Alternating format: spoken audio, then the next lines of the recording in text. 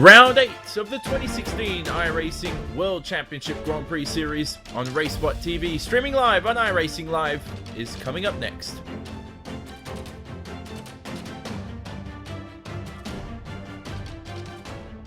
The 2016 iRacing World Championship Grand Prix Series is all about change. New teams, new drivers, new tracks, even a new logo. And oh yeah, there's a brand new car. After 5 years of competition, we say goodbye to the Williams FW31 and we say hello to the McLaren MP430. But this isn't just a brand new car, it's a whole new ballgame. And with it, we bring new excitement, new strategies, new technology. For example, energy recovery and drag reduction systems. There's a new way of thinking about racing, and for all the drivers participating, it's back to the drawing board, wiping the slate clean in the ever-consuming pursuit of perfection. One little slip-up, one wrong move on track, one poor strategy call, and it's over. That's the difference between coming up short and becoming champion, and being $10,000 richer to boot. So yeah, change is in the air, but we're going to start getting answers on the 27th of February as the 7th year of iRacing World Championship competition kicks off. And you won't miss a thing, with every single race live on iRacing Live, coverage brought to you by RaceSpot TV. So join us fortnightly from 1:30 PM GMT.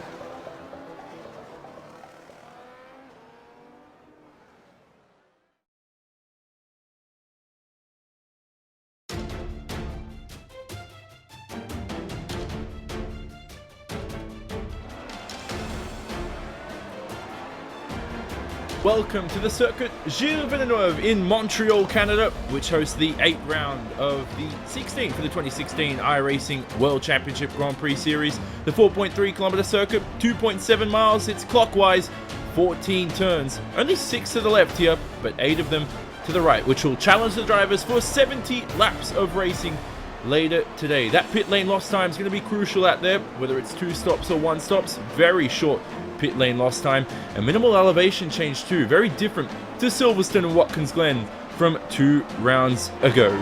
The circuit was situated on Montreal's Ile Notre Dame, a man-made island, which was previously the site of Expo 67, the World's Fair.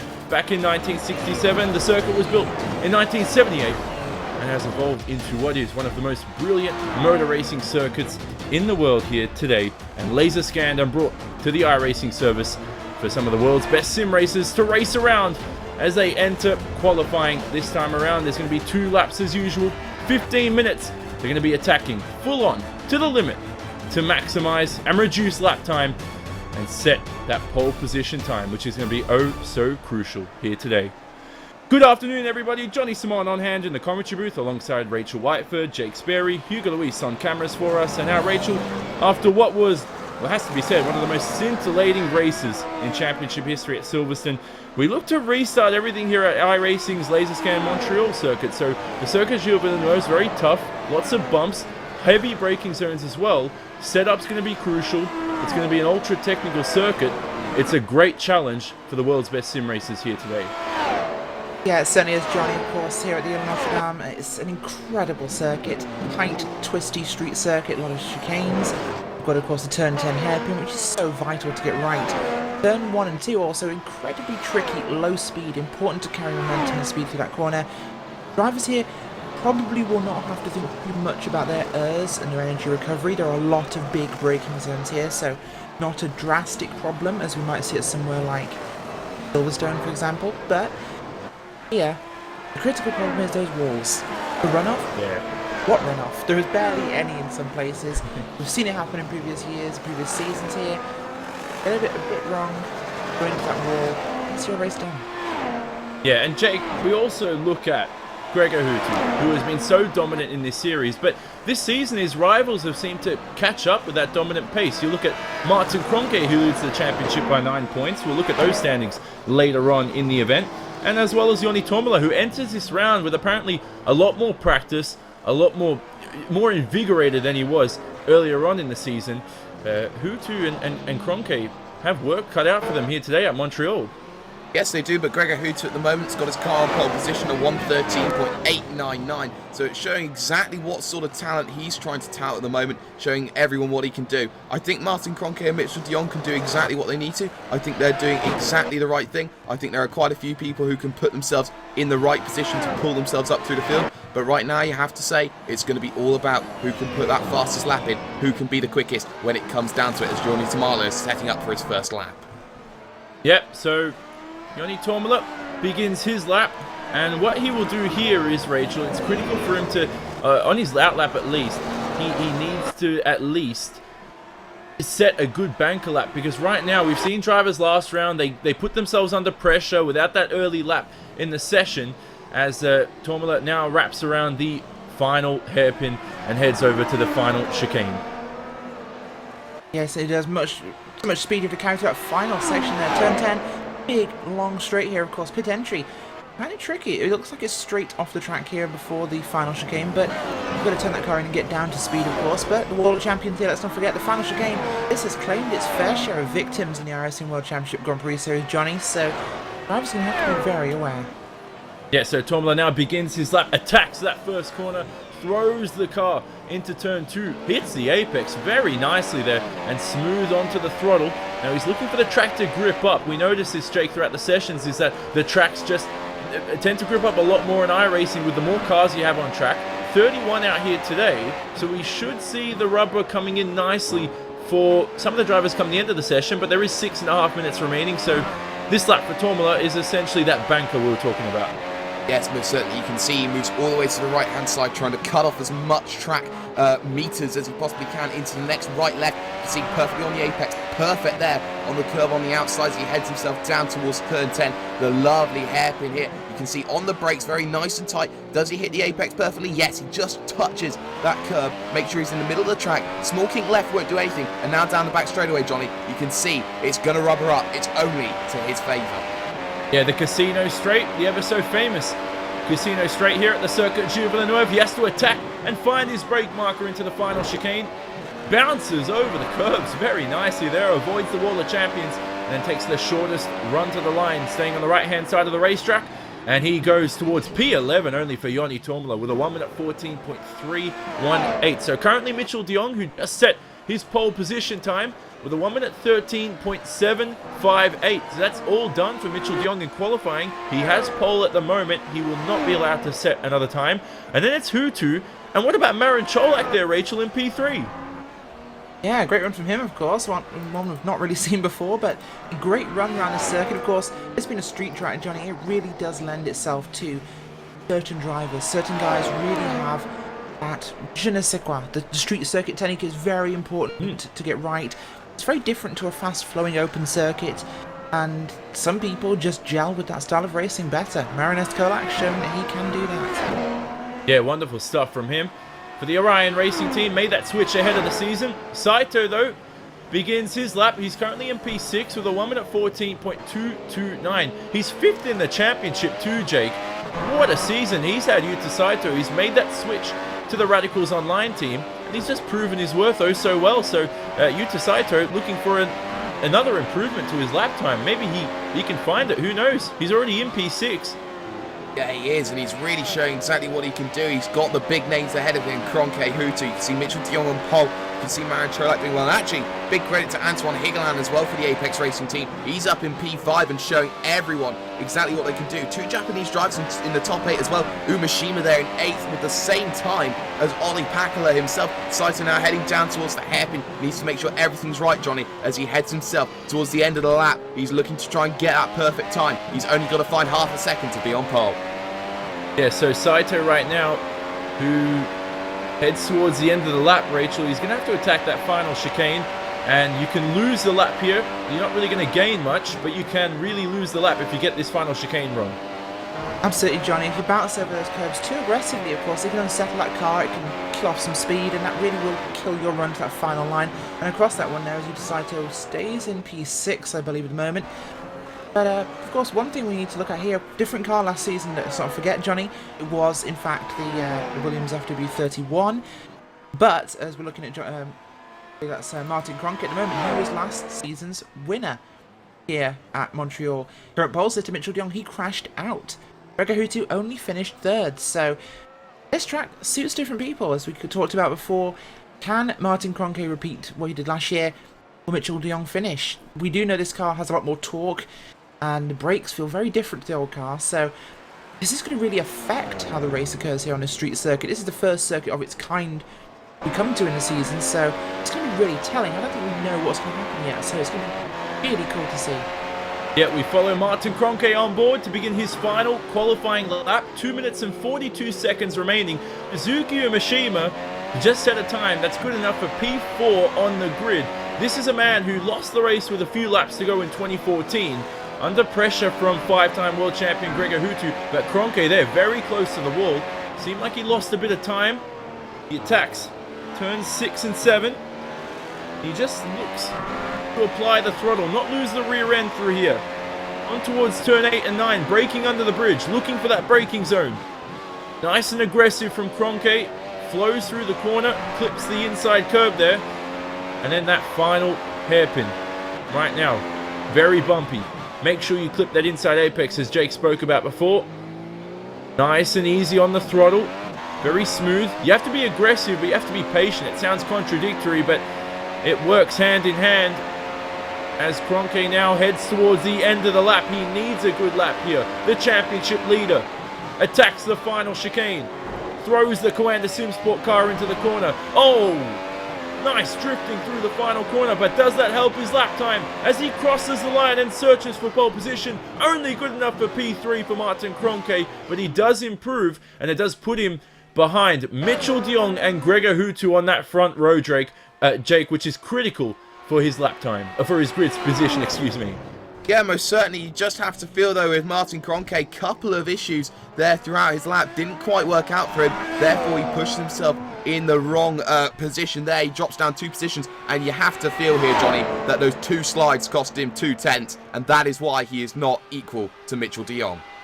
Yeah, I'm very surprised as well, Rachel, with the NX Racing team because, I mean, Yoni Tormula, Isaac Price, 2 guys we expected more out of as Dion Burgess now comes towards to finish his lap. Currently P28, improves 5 positions to P23, so good stuff from Dion Burgess towards the end there.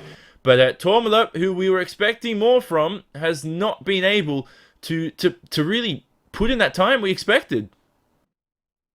Yeah, it's certainly been an interesting one and very different from what we've expected in the past. Of course, as we said, this circuit is one of the trickiest ones. First real street circuit we come to, and well, the car's new, so it's the first time. This is definitely shaking things up. It's exciting to see what's happened, and well, for Cronk, he is starting behind his teammate into tricky turn 1, so that is a benefit for him. He has to clear Gregor Hutu early, though, if he wants any chance at this win. Yeah, it's going to be a very short run into the first corner, so look out for that, because overtaking is not going to be easy, but it is going to be critical because in these early laps you can form up and lose a lot of time. But we look at the results for qualifying here for round 8 from the circuit Gilles Villeneuve at Montreal, and it is Mitchell de Jong taking another pole position. The guy is just blisteringly quick with a 1 minute 13.758. Hutu right behind with a 1 minute 13.899 joins him on the front row. Then it's Cronk, Marin Cholak in P4. Look at Umeshima and Harpula in P5 and P6. Then Higelin with a great qualifying performance in 7th. Olli Pakula down there in 8th. And then rounding out the top 10, it's Dinkel and Saito. Look at Carroll and Simpson in the Apex Racing UK cars right behind. The Australian Riley Preston in 13th. And then the Finn, Yoni Tormula, the man who's taken 2 race wins this season, down there in 14th. You can see the rest of the results on your screen as well. Dion Burgess down there improving to P23 late in the session. Vincenzo Amico gets himself up into P27. And good to see Riku Alatalo racing out here today. He will start from the last position, P31. Probably hasn't practiced much, but he'll get his experience as he goes along throughout the event here today. Join us for post-qualifying coverage and pre-race coverage coming up next year. You're watching round 8 of the iRacing World Championship Grand Prix Series live from the virtual circuit Gilles Villeneuve in Montreal.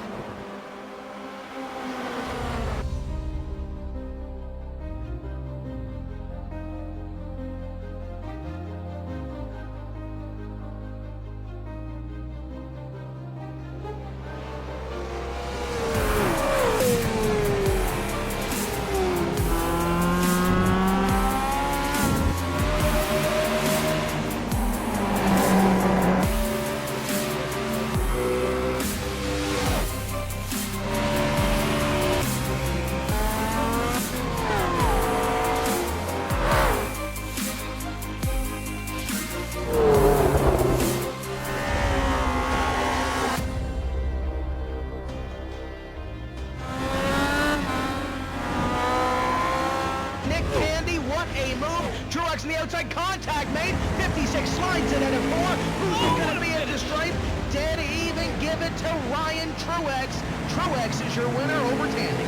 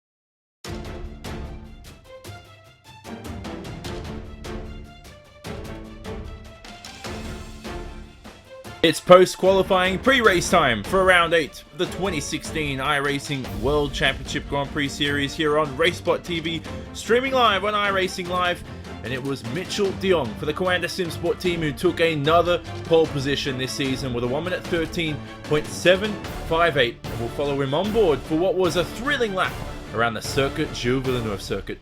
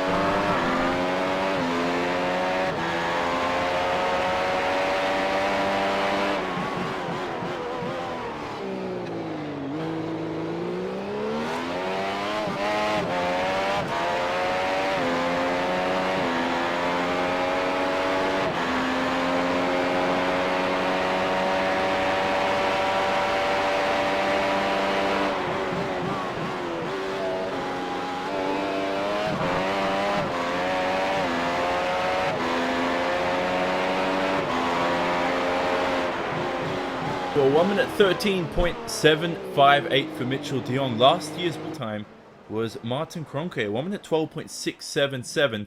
Now, Jake, that lap just looks so easy. He made it look so easy, Mitchell de Jong. Surely it was very, very difficult in the cockpit of that Coanda Simsport car, but I mean, it just looks so effortless. The guy just didn't have a moment the whole lap. It looked so perfect. Yeah, it was basically a cruise control lap. You just saw every apex being hit, just smooth onto the accelerator, smooth on the brakes every time. Just made it look like it was a masterclass there of the circuit Gilles Villeneuve. But one thing that you do have to remember about Mitchell de Jong is that for all of his great qualifying exports, his race results have really not been the same level as his qualifying. So that's going to be one to look out for later on in the race.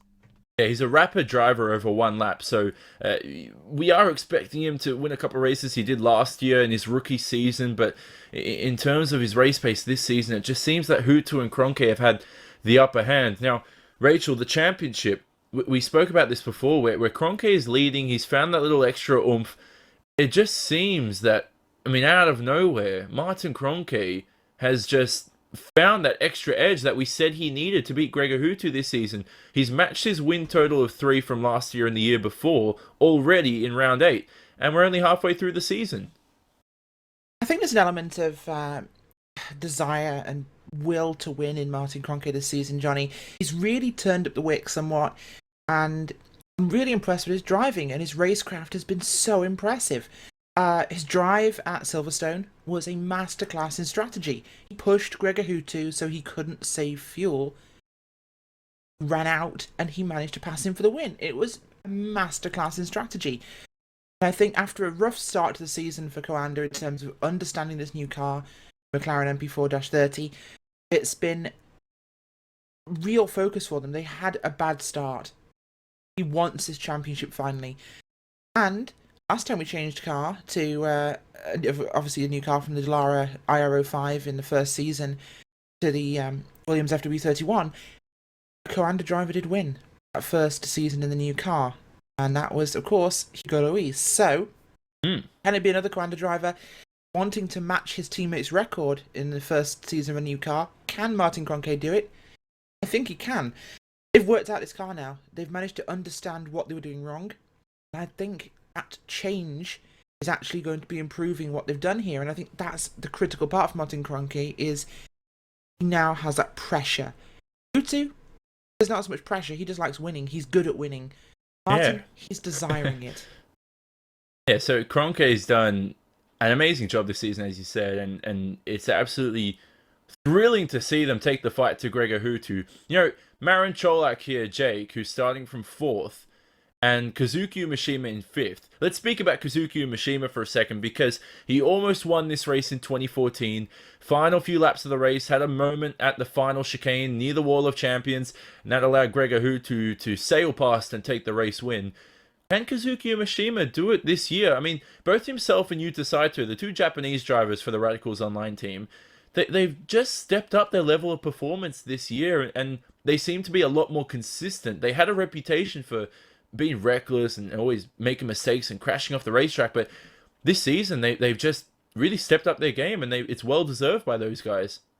Yes, most certainly. I think Kazuki Umeshima is a fine example. I mean, you look at him going back to basics, running the Formula Renault 2.0 as well, and see him take a win after a win after a win in that is just showing exactly what you need to do. Sometimes it's not about consistently running on that McLaren MP430. Sometimes you have to take it back to basics, look at your driving style, go back and see what's wrong and correct it in the lower formulas to come back up into that top formula and get it absolutely fantastic. And I think Kazuki Umeshima has every chance today of winning this race. Yeah, so Rachel, we look at the best overtaking spots here today. We have DRS this year to aid us on that casino straight and the main straight too. But turn 1 is also an overtaking spot after the DRS zones. But the best one seems to just be around the final chicane. Or you can set up the driver to make a move into turn 1, but it seems very difficult. And some drivers will argue that maybe even turn 10, the hairpin, is where the overtakes start when you make the move into turn 1, because you set the driver offline and you put them under pressure from that corner over there, more than a kilometer away. Absolutely. Turn 10 will be the critical component of any overtake, whether it be into turn 12 and 13, the final chicane, or through turn 1 and turn 2. So you get turn 10 right, you build that speed, you might even be able to pass without the DRS out of turn 10 on the long straight. It's a really good passing opportunity in any car. With DRS, it's going to be the busiest overtaking spot we have in the race. So is the start-finish line into turn 1. But there's always the potential as well to pass from turn 6 and 7, the second chicane, into 8 and 9, the second chicane. That is a really good opportunity. If you can be brave on those brakes at the inside into 8, you've got a real chance. So, perhaps less passing there than we might see on the long back straight, but it's definitely going to be one to watch. Yeah, now, Jake, 270 meters from pole position to turn 1. It just seems that the initial launch when you get off the line is more critical than actual acceleration speed or anything like that. Or sorry, not acceleration speed, top end speed. So acceleration is the critical factor. And now for the likes of Cronje and Hutu, who are right behind Mitchell de Jong, they need to attack and make the move as quick as they can into the first corner. But de Jong still has that defensive line around the outside if he can take it, which will be the inside into turn 2. Is there any other way you might be able to pass Mitchell de Jong? Well, there's quite a few ways that there could be done, but the first initial getaway is going to be the most difficult part. I think you have to look at this going to bottleneck up into turn number 1. It's not going to be difficult in terms of just the front of the field. It's going to be difficult all throughout the field for people to make overtakes. It might be one where you have to wait for that long back straightaway to happen, but there are always many opportunities. Mistakes are rife. That can always happen. You look at it going to happen. You can see moves going into the 8-9 chicane. You can see moves even happening into the 5-6 chicane. There are a lot of places to make your moves, but it's all about being clean and consistent. Yep. Now, another thing we want to talk about, Rachel, coming towards this race is the tyre strategies. We are expecting one stops as usual, but because the pit lane is so short this round, as well as the fact that you miss turn 1 on the exit, so you rejoin the track at the virage center, so that's turn 2, you save those extra few seconds, which are critical, and we could see a driver gambling for that 2-stop strategy, which Coanda did try, both De Jong, or mostly Mitchell De Jong, and it didn't seem to work out for him early on in the season. Is he going to take that risk from pole position here today? It depends. I think one stop is a safe stop strategy for this race, but at the same time, with this track being quite aggressive on the tyres, you've got a lot of stop-start, a lot of chicanes. I think tyre wear could be aggressive enough that we might see people 2-stopping. Not everybody, but I think it could be valid if you have a good gap, especially at the front. You might see the 2-stop strategy played just to allow you to push even harder on those iRacing tyres. Yeah, now, a couple of names down the order, Jake, before we wrap up pre-race coverage here. We look at Ollie Packler and Michael Dinkel from P8 and P9, just behind Anton Hegelen there in the 7th position. But Dinkel's improved his qualifying performances. He's worked really hard. Packler, either that's the maximum pace he's got, but it just seems at the moment that Ollie Packler really isn't up where he should be in either top 3, top 4. Could be lack of practice time. There's a lot of factors to come into play, but we want to see Ollie Packler on the top step of the podium sometime this season for sure.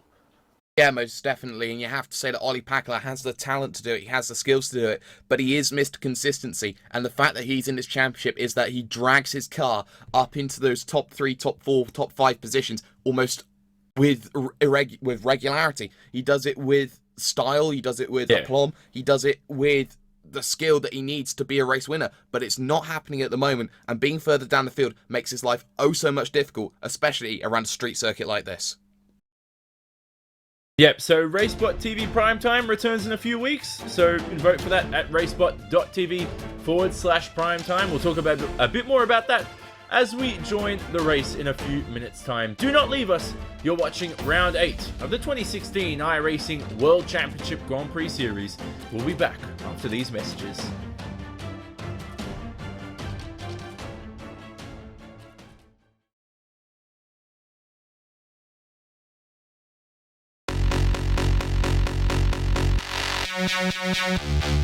And we are ready to go racing here at Silverstone. Green flag in the air. Cars coming down in towards turn number 1. This could be sketchy. It's one of the fastest turn 1s in all of the series. And Hutu looking to the outside dead already as they come down in towards turn number 1. Hutu has the inside line and Hutu to the race lead there, Johnny. Young with a big off there on the racetrack. He comes down to Club and Vale. Oh, nearly runs into the back of his teammate, turning into the corner and chooses to go across the grass.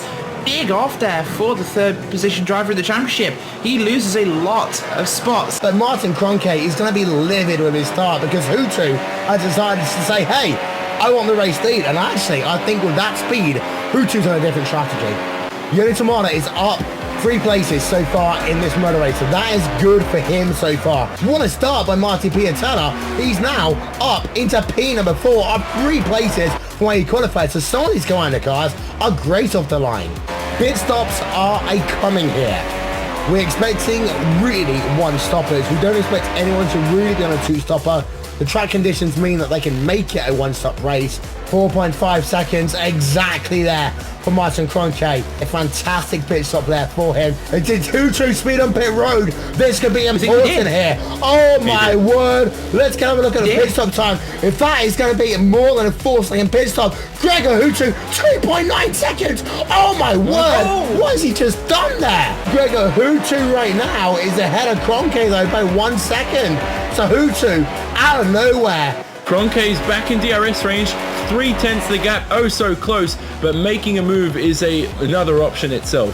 De Jong having a slight little look here at Alexei Usiakala. Alexei runs wide. Now you can have a look here into bridge, which De Jong does. A move for P4 on the racetrack alongside Alexei Usiakala. Oh, so close between the two as they head towards Priori and Brooklands. De Jong once again has a little look and he's almost spun around. What a save from Mitchell De Jong there. De Jong again on the outside and towards the Abbey chicane. Look at this. Oh my. Pass of the season right there, if he can hold it. Oh my word, Mitchell de Jong is trying to do the impossible. He can't make it work, but that could well have been, Johnny. Pass of the season, back down to the inside. I don't even care how much this is going right now. Oh wow, what an attempt by de Jong, but he's going to have the exit here into left field. Oh, and he blocks the door off the racetrack. Oh my word, it ended in tears. Mitchell de Jong into the barriers. Well, there's another one. Yeti Tamada is right behind Peter Berriman now. He's closed up Rachel 2 seconds in 4 laps. Oh, and Tamada there gets a little bit loose on the exit of the club corner. That will give the opportunity. There we can see battle for position, and Peter Berriman loses his podium position, or will he? They'll be side by side as they head themselves down in towards club corner, and not club corner, bridge corner even, and Berriman will lose that position. Yodi Tamada up into podium position, and Rachel, that is so important for his World Championship campaign. You know what, Johnny? This is coming right up to one of the best World Championship races we've seen in all time. It's right up there with Interlagos earlier this year, which we crowned the best World Championship Grand Prix Series broadcast of all time. This has been fantastic, although Kroenke very loose down towards Brooklands. Look at this, Martin Kroenke as close as he ever been there into the average chicane, and Rachel, that's 2.5 tenths of a second right now. He's gained all the time he lost last time by. 1 and a bit laps to go. Can he do it? Kroenke versus Hutu. This is really one for the ages. And it's the final lap of the race. Can Kroenke do it? He gets himself a good run, Rachel. Down the hanger straight away. That DRS is going to be wide open right now. Can he do it? The answer is going to be he's close, but not quite close enough. Or will he be? He will try. Because we're back on board of Martin Kroenke. He looks at the average chicane. Oh my word! Final lap of the motor race. Martin Kroenke to the race lead. And we've never seen a final lap pass than this, but Martin Kroenke leads with just a couple of corners to go. Hutu's out. Hutu. Out. Oh my word, he's out of fuel. Martin Kroenke is going to win this motor race. What a finish here at Silverstone. Martin Kroenke will win round number 7 of the championship. And have you ever indeed, Martin Kroenke, he wins out. Oh my word. Who to make it? We don't know. There's Gregor Hutu. Crawling. He's lost it. Oh my word, the month of May kicks up again. Gregor Hutu. I don't care, I've lost my voice. Close enough. Hutu, second place, crawling across the start finish line. Look at this. Have you ever, Rachel? Have you ever? Never. What a race.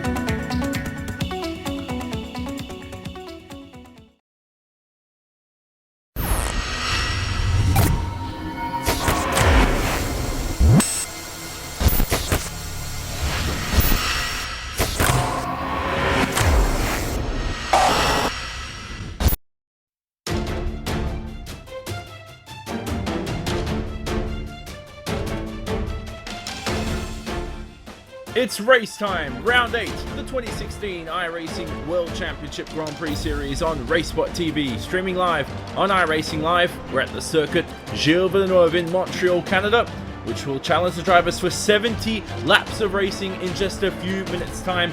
4.3 kilometers, 2.7 miles, 14 turns as you can see, 6 of them to the left, 8 to the right.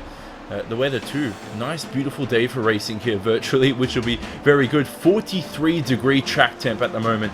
Tyre wear will be critical this event. Alright, good afternoon everybody, we're ready to race. Johnny Simon in the commentary booth on hand, alongside Rachel Whiteford, Jake Sperry, Hugo Luis on cameras for us, Nick Rowland, our social media expert for today's race, and now Rachel, the nerves build up, we're ready for the race. It's all up to Mitchell de Jong from pole position, who could possibly take his first race win of the season.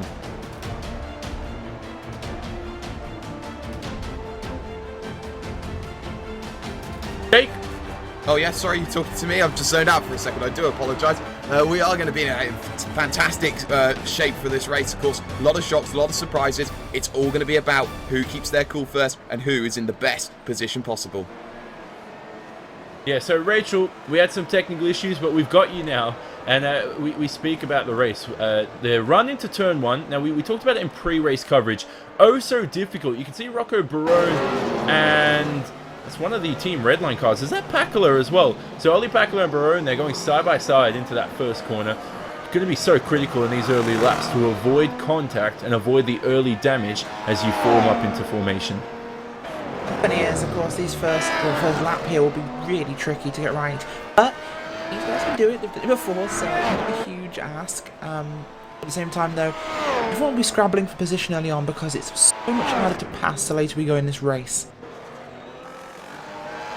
So RaceBot TV Primetime returns in a few weeks, where you, those love sim racing, get to choose which iRacing series we broadcast 2 nights a week. That's on Wednesday and Friday. We recently had the Kia Cup and the Formula Renault 2.0 series, so vote again. You can vote for Season 3. Find out more and visit racebot.tv/primetime. Live timing will also be available this event at racebot.tv/timing. It's going to be a good one, Jake. Your final tip for the win. You know, I always go with U2 just because it's the logical one to go to. He wins half the races. But if you want to go against that, you're looking at one of the Coanda drivers of De Jong and Kroenke, perhaps. No, I'm looking completely elsewhere. I'm looking here at Kazuki Umeshima, looking to get retribution here at Montreal after what happened 2 years ago. You've got to look at this one and say he's up in the top 5. He's in a fantastic position to get everything sorted. Rachel, the race win. Now, Jake's going with Umeshima. I think it's possible, though. Who are you going with? I'm going to go with Martin Kroenke. He's had the form so far. He's on a run. And I think it will be, well, either him or Mitchell de Jong. It's going to be a Coanda win. Yeah, we'll look at the grid before the race begins. De Jong on pole. I'm at 13.758, joined by Gregor Hutu alongside him. Then it's Martin Kroenke and Marin Cholak on the second row of the grid, followed by Umeshima, Hapola, Anton Higelin, Ollie Pakula, Michael Dinkel, and Yuta Saito rounding out the top 10. You can see the rest of the grid on your screen as well as we wait for the race to begin. It's going to be so difficult with that very short run into the first corner. Only about 10 seconds away until the lights illuminate and we go green. What can Marin Cholak do from 4th position? The underdog for the Orion Racing team. 270 meters from pole position to turn 1 as the engines rev and we go green for 70 laps of racing. What a great start from Hutu and Kroenke. De Jong's dropped down to P3 at the start and Gregor Hutu leads from Martin Kroenke. De Jong's fallen back to 3rd. Marin Cholak. Oh, contact. Big contact. Mid-pack here, actually. Johnny, sorry to cut you off there, but we had a big moment. One of the Apex cars going right off the track.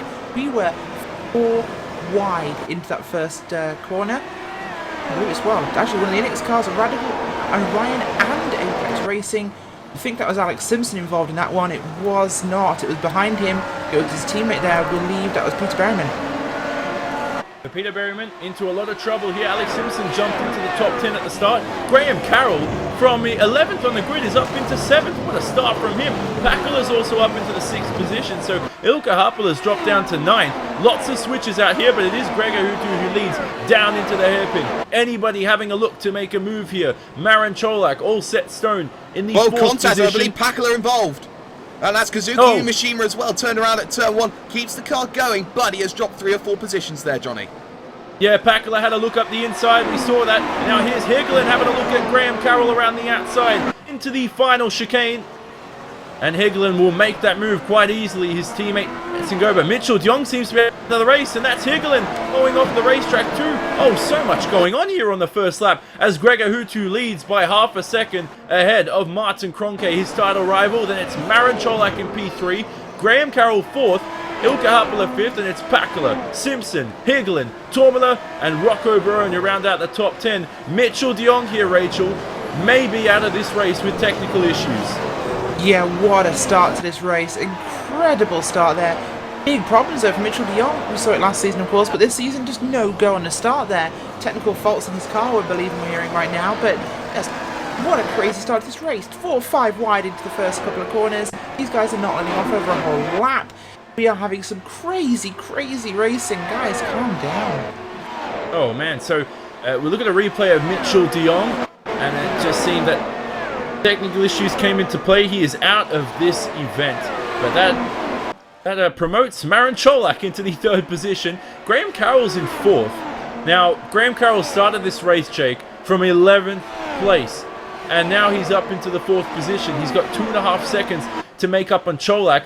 It just seemed he placed his cars in all the right spots. Hagelin attempted an attack on him, couldn't get it done, and Carroll's just played the patient game, played the safe game, and he's been a bit lucky too. He's benefited from it all. Yes, he has. You have to say that Graham Carroll has had the start of dreams that he needed. Capitalised off Michael Dinkel's slow start and running wide at turn 1. You saw Graham Carroll now climb through the field. He's up into 4th, but he's now got to try and find that gap to get back to Marin Cholak there in 3rd position. 118 flat meets 118.2. 2/10 means that he could be done towards the end of the first stint, but don't count your 2 leaders. 4/10 the gap. Yeah, so Anton Hagelin, we've heard, had a moment at turn 2. He's dropped about 6 or 7 positions, and he may have just lost traction. So that's critical for Hagelin, who's had a poor first couple of laps here.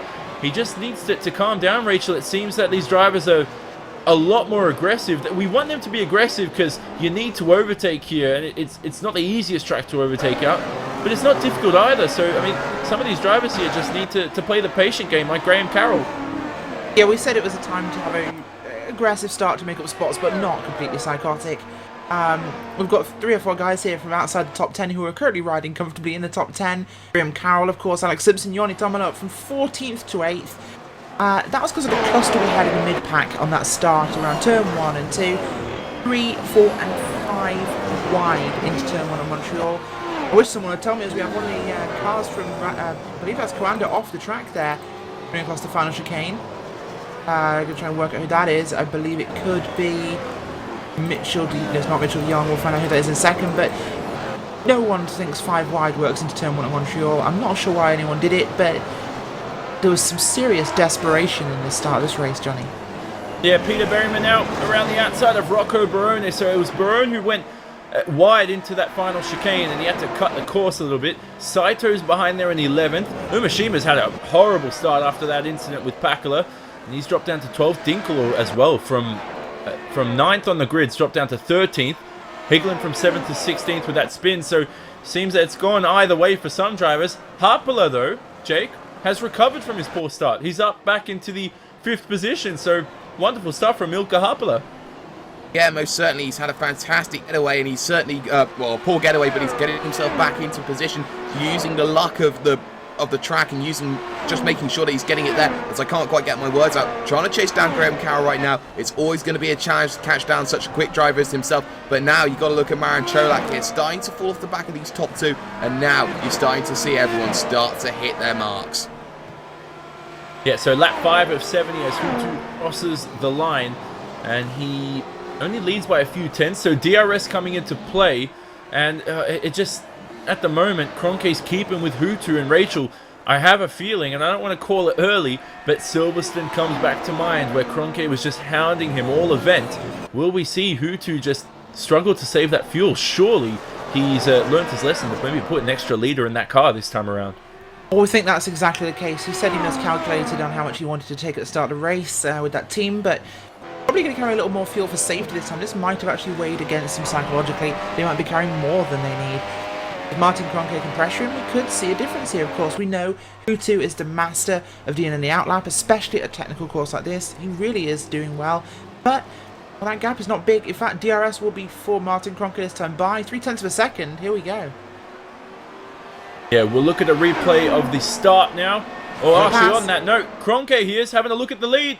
He goes straight past Gregor Hutu. Martin Cronke into the lead. What a move there. And now he leads on lap 5 of the event, but Hutu could fight back here. I don't think he's going to have the DRS though, so Cronke can defend that first position, and Cronke leads as he begins lap 6 of the event. An early pass for Martin Cronke. Hutu needs to maintain into that 1 second range to make a pass back, but finally we'll look at the replays at the start now. A hectic start to this event, Jake.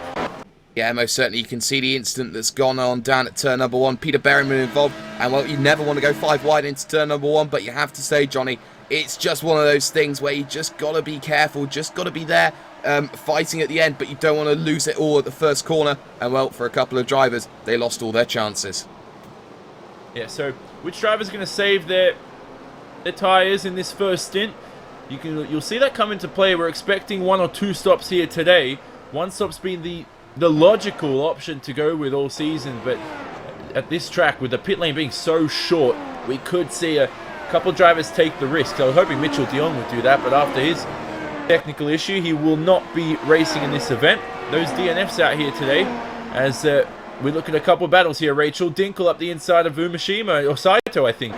Yeah, actually, I was just going to mention quickly Gregor Hutu and Kroenke.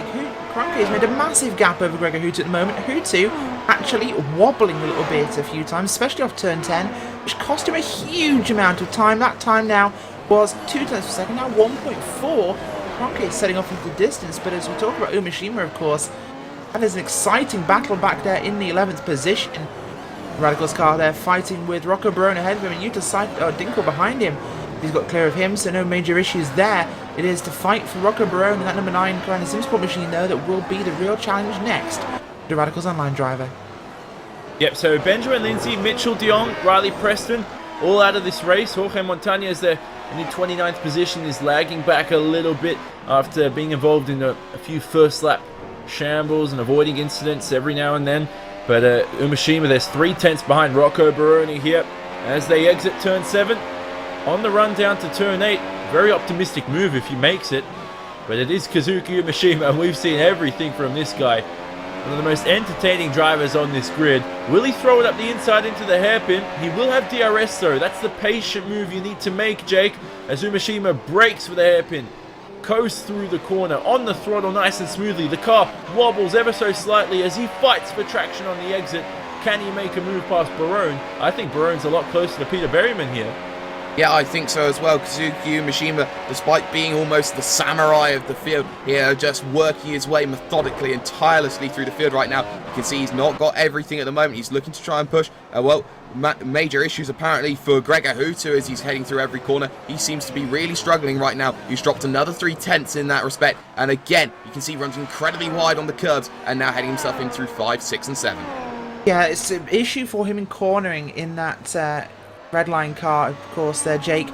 He's really struggling on the slow speed corners. He has next to no grip. Traction on that car is really bad.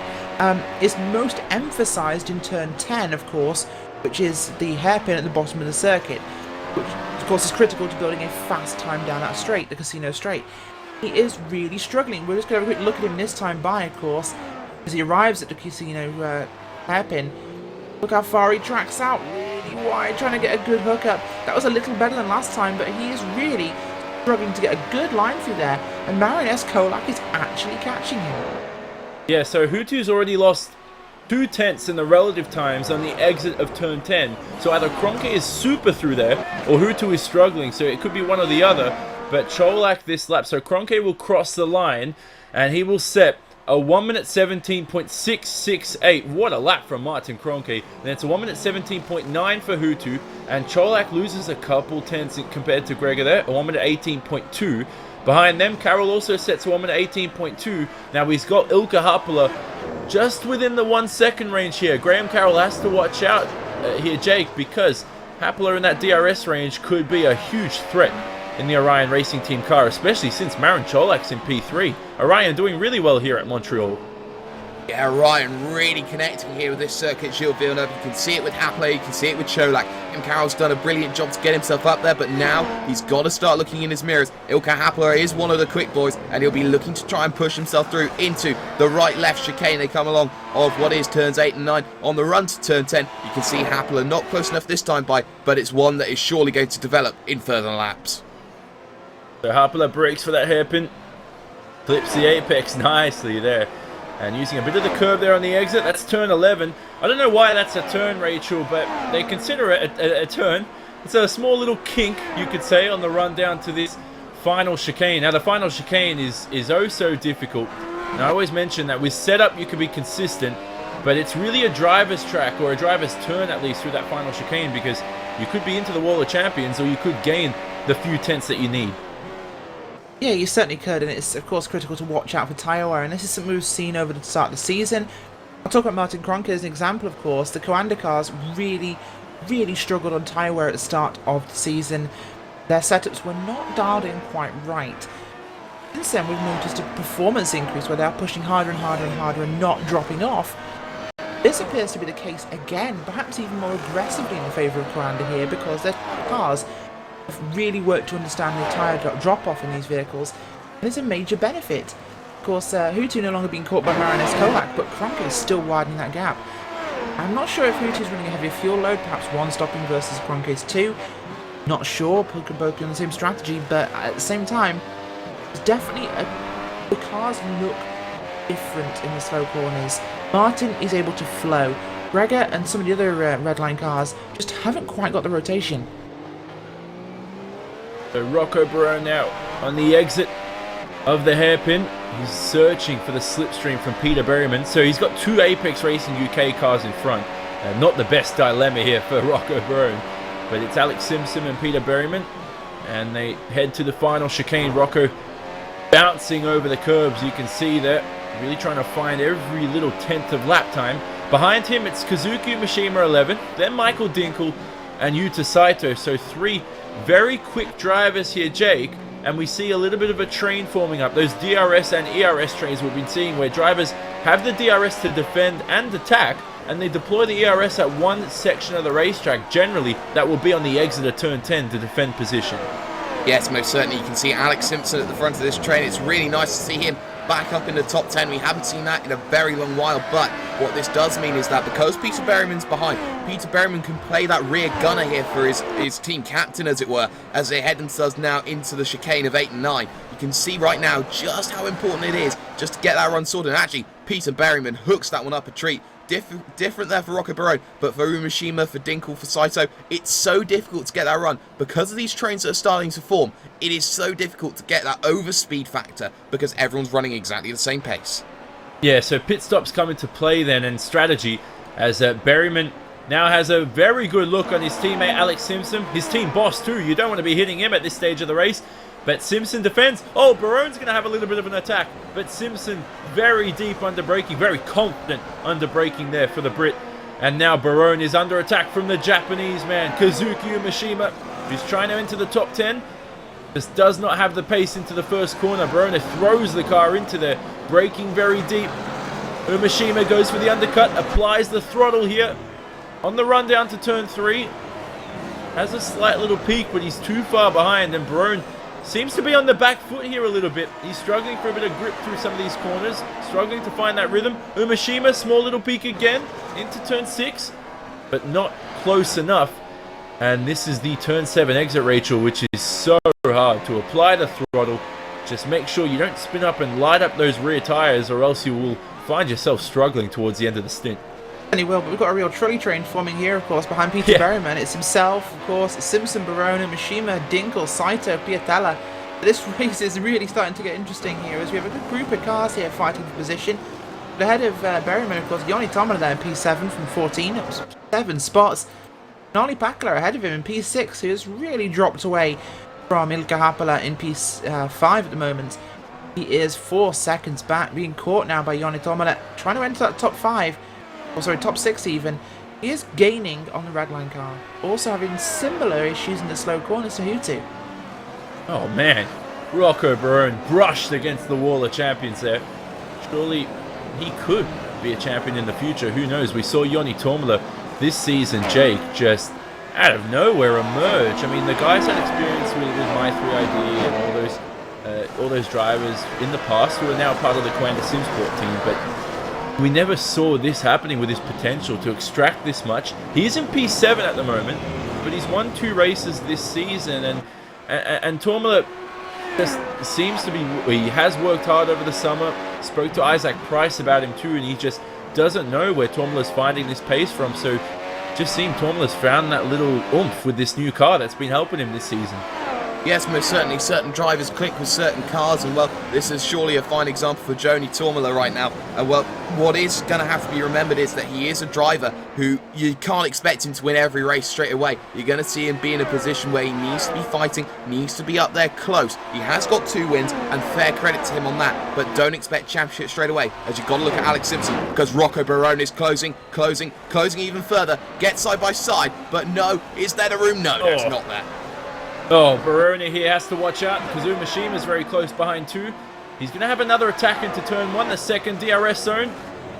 Creeping up to the Apex Racing team boss, but not close enough for Rocco, who comes into this series with some good results in the past. Hasn't won a race though in the iRacing World Championship Grand Prix series. That winners list constantly expanding. Oh, what an exit out of turn 4. Oh, go for a look up the inside, Rocco. Go for it. He does. Has a little peek, but Simpson closes the door into 6. Oh, confident driving from the both of them there, Rachel. And Rocco Barone seems to have the upper hand at this stage, but Simpson has the confidence. Absolutely, Johnny. This is a great battle at the bottom end of your top 10 here. Of course, Alex Simpson doing a good job leading this gaggle of cars between himself and Peter Berman, his teammate. So Alex Simpson playing a very comfortable rear tail gunner there. As Barone could look for another run here. He's close enough to be in range. He's a good exit from turn 10. And you get it, a bit of a wobble behind by Omashima. But it's a great run by Barone. Expect a DRS pass here. Of course, they get that DRS within 1 second, Johnny. But half a second where you need to be to get a pass done. He was there. He has done it comfortably. This is on big passing spot. Well, Rocco Barone shows us how you do it. And you'll still have that DRS here because he activated it out of 10. Watch him pull away from Simpson as he will secure that spot and go after his teammate Berryman. Yeah, I was watching out for Simpson because he did not have DRS, and Kazuki, we know how aggressive he is, was right behind in P11. So Barone moves himself up into P9, and that train is still... So it's Simpson, Umashima, Dinkle, and then Piatella. Saito's dropped back a little bit from this group here. But Martin Kroenke last lap. Oh, get out of here, Martin. 1 minute 17.7. Over 3/4 tenths faster than anyone else in the field. He's extruded that gap from P1 to P2 to 4 seconds. Kroenke's pace is just amazing here, Jake. It could be on a 2-stop strategy. If he's not, this is just amazing from him. Yes, most certainly. You've got to remember the lap that he got past Gregor Hutu. He set the fastest lap of the motor race and did a 1:17.562. Kroenke is flying. He is gone. And, well, no one's going to see anything about it. See you later. But you just got to remember right now, Alex Simpson as well. He's lapping a second slower than his fastest lap at the moment. And he's going to be bait again for Umashima here. As they head down the back straightaway once again, you can see Umashima closing that gap more and more and more. But I think he's just going to wait on it this time by not going to make the move. Dab into the right left to the final chicane. Yeah, so Tormula's gotten past Olli Pakala. That's for P6. And now here's Umashima trying to get past Alex Simpson. They both have DRS here, and Kazuki plays a safe game. Wonderful defending from Simpson. Oh, he's run a little bit wide into the first couple of corners. Umashima will go for the undercut. He's going to start to accelerate on that grippy line of the racetrack, Rachel. We see the track starting to rubber up here in the event, and the track temperature comes into play. I mean, it's currently 43-degree track temp, so tire weight's going to be critical, but it's really going to be hot there on the circuit. You need to stay on the racing line, as Kazuki Umashima here has a wonderful exit. He certainly does, of course, Johnny. You talked about temperature. Clear sky, 79 degrees Fahrenheit here. Track temperature 109 degrees, so it's actually quite humid as well. So hot, clear conditions. These guys are going to heat this track up very rapidly, which is really going to change the racetrack over the duration. So these guys have to keep on top of that. But a good move, good chance by Omashima here. This train, all of them having DRS, will make it much harder to pass. Infamous trolley train. Yeah, so Barone has got past Peter Berryman, and he's up into P8, but can Kazuki have another little look here at Alex Simpson? Creeping up to the final chicane. He just doesn't have the straight line speed as they slam the brakes and throw the car into that final chicane. And now Simpson should be able to defend. This time around he does not have DRS. Kazuki should have maybe used the slipstream here. Under braking again, he's still not close enough. So the gap between P1 and P2, if you're wondering, it's 4.1 seconds between Martin Kroenke and 5-time world champion Gregor Hutu. And Marin Cholak here is driving the race of his career in P3. What a performance, Jake. And he has World Touring Car Championship experience out there outside of the virtual environment. So it goes to show that it translates either way here, virtually and physical-wise. Yes, most certainly. You can see Marian Cholak calling on all of his racing experience right now, and he's placed his car up into third position right now. You can see he's only going to run half the circuit right now, even 2/3 you could argue here, but you got to look behind because Ilka Happler is there with Graham Carroll. Gap now under a second, so you are looking in these next few laps that Ilka Happler, his own teammate at Orion, is going to find his way past Graham Carroll potentially here as they head to the final chicane once again. You can see the gap certainly not close enough just yet. So, Rachel, I want to bring up the dilemma. Oh, a passage, Cronke... Omashima up the outside there of Alex Simpson. Easy pass onto the back straight there. Casino straight. There's a pass behind as well. Here comes Marty Piatella. Oh, they're off. 2 cars off there. We could replay this one if we can. That was Piatella, and that was also the Gecko Vortex car. I believe they're of Dinkel. Yeah. As they head into the final chicane there. Oh, big curb usage there by Piatella. Runs across the track. Evasive action by Dinkel. Both of them run wide and cut that chicane over the yellow curb. Big impact there as they both avoid a potential disaster. Oh, man. But that cost them both massively. Oh, that was hair racing.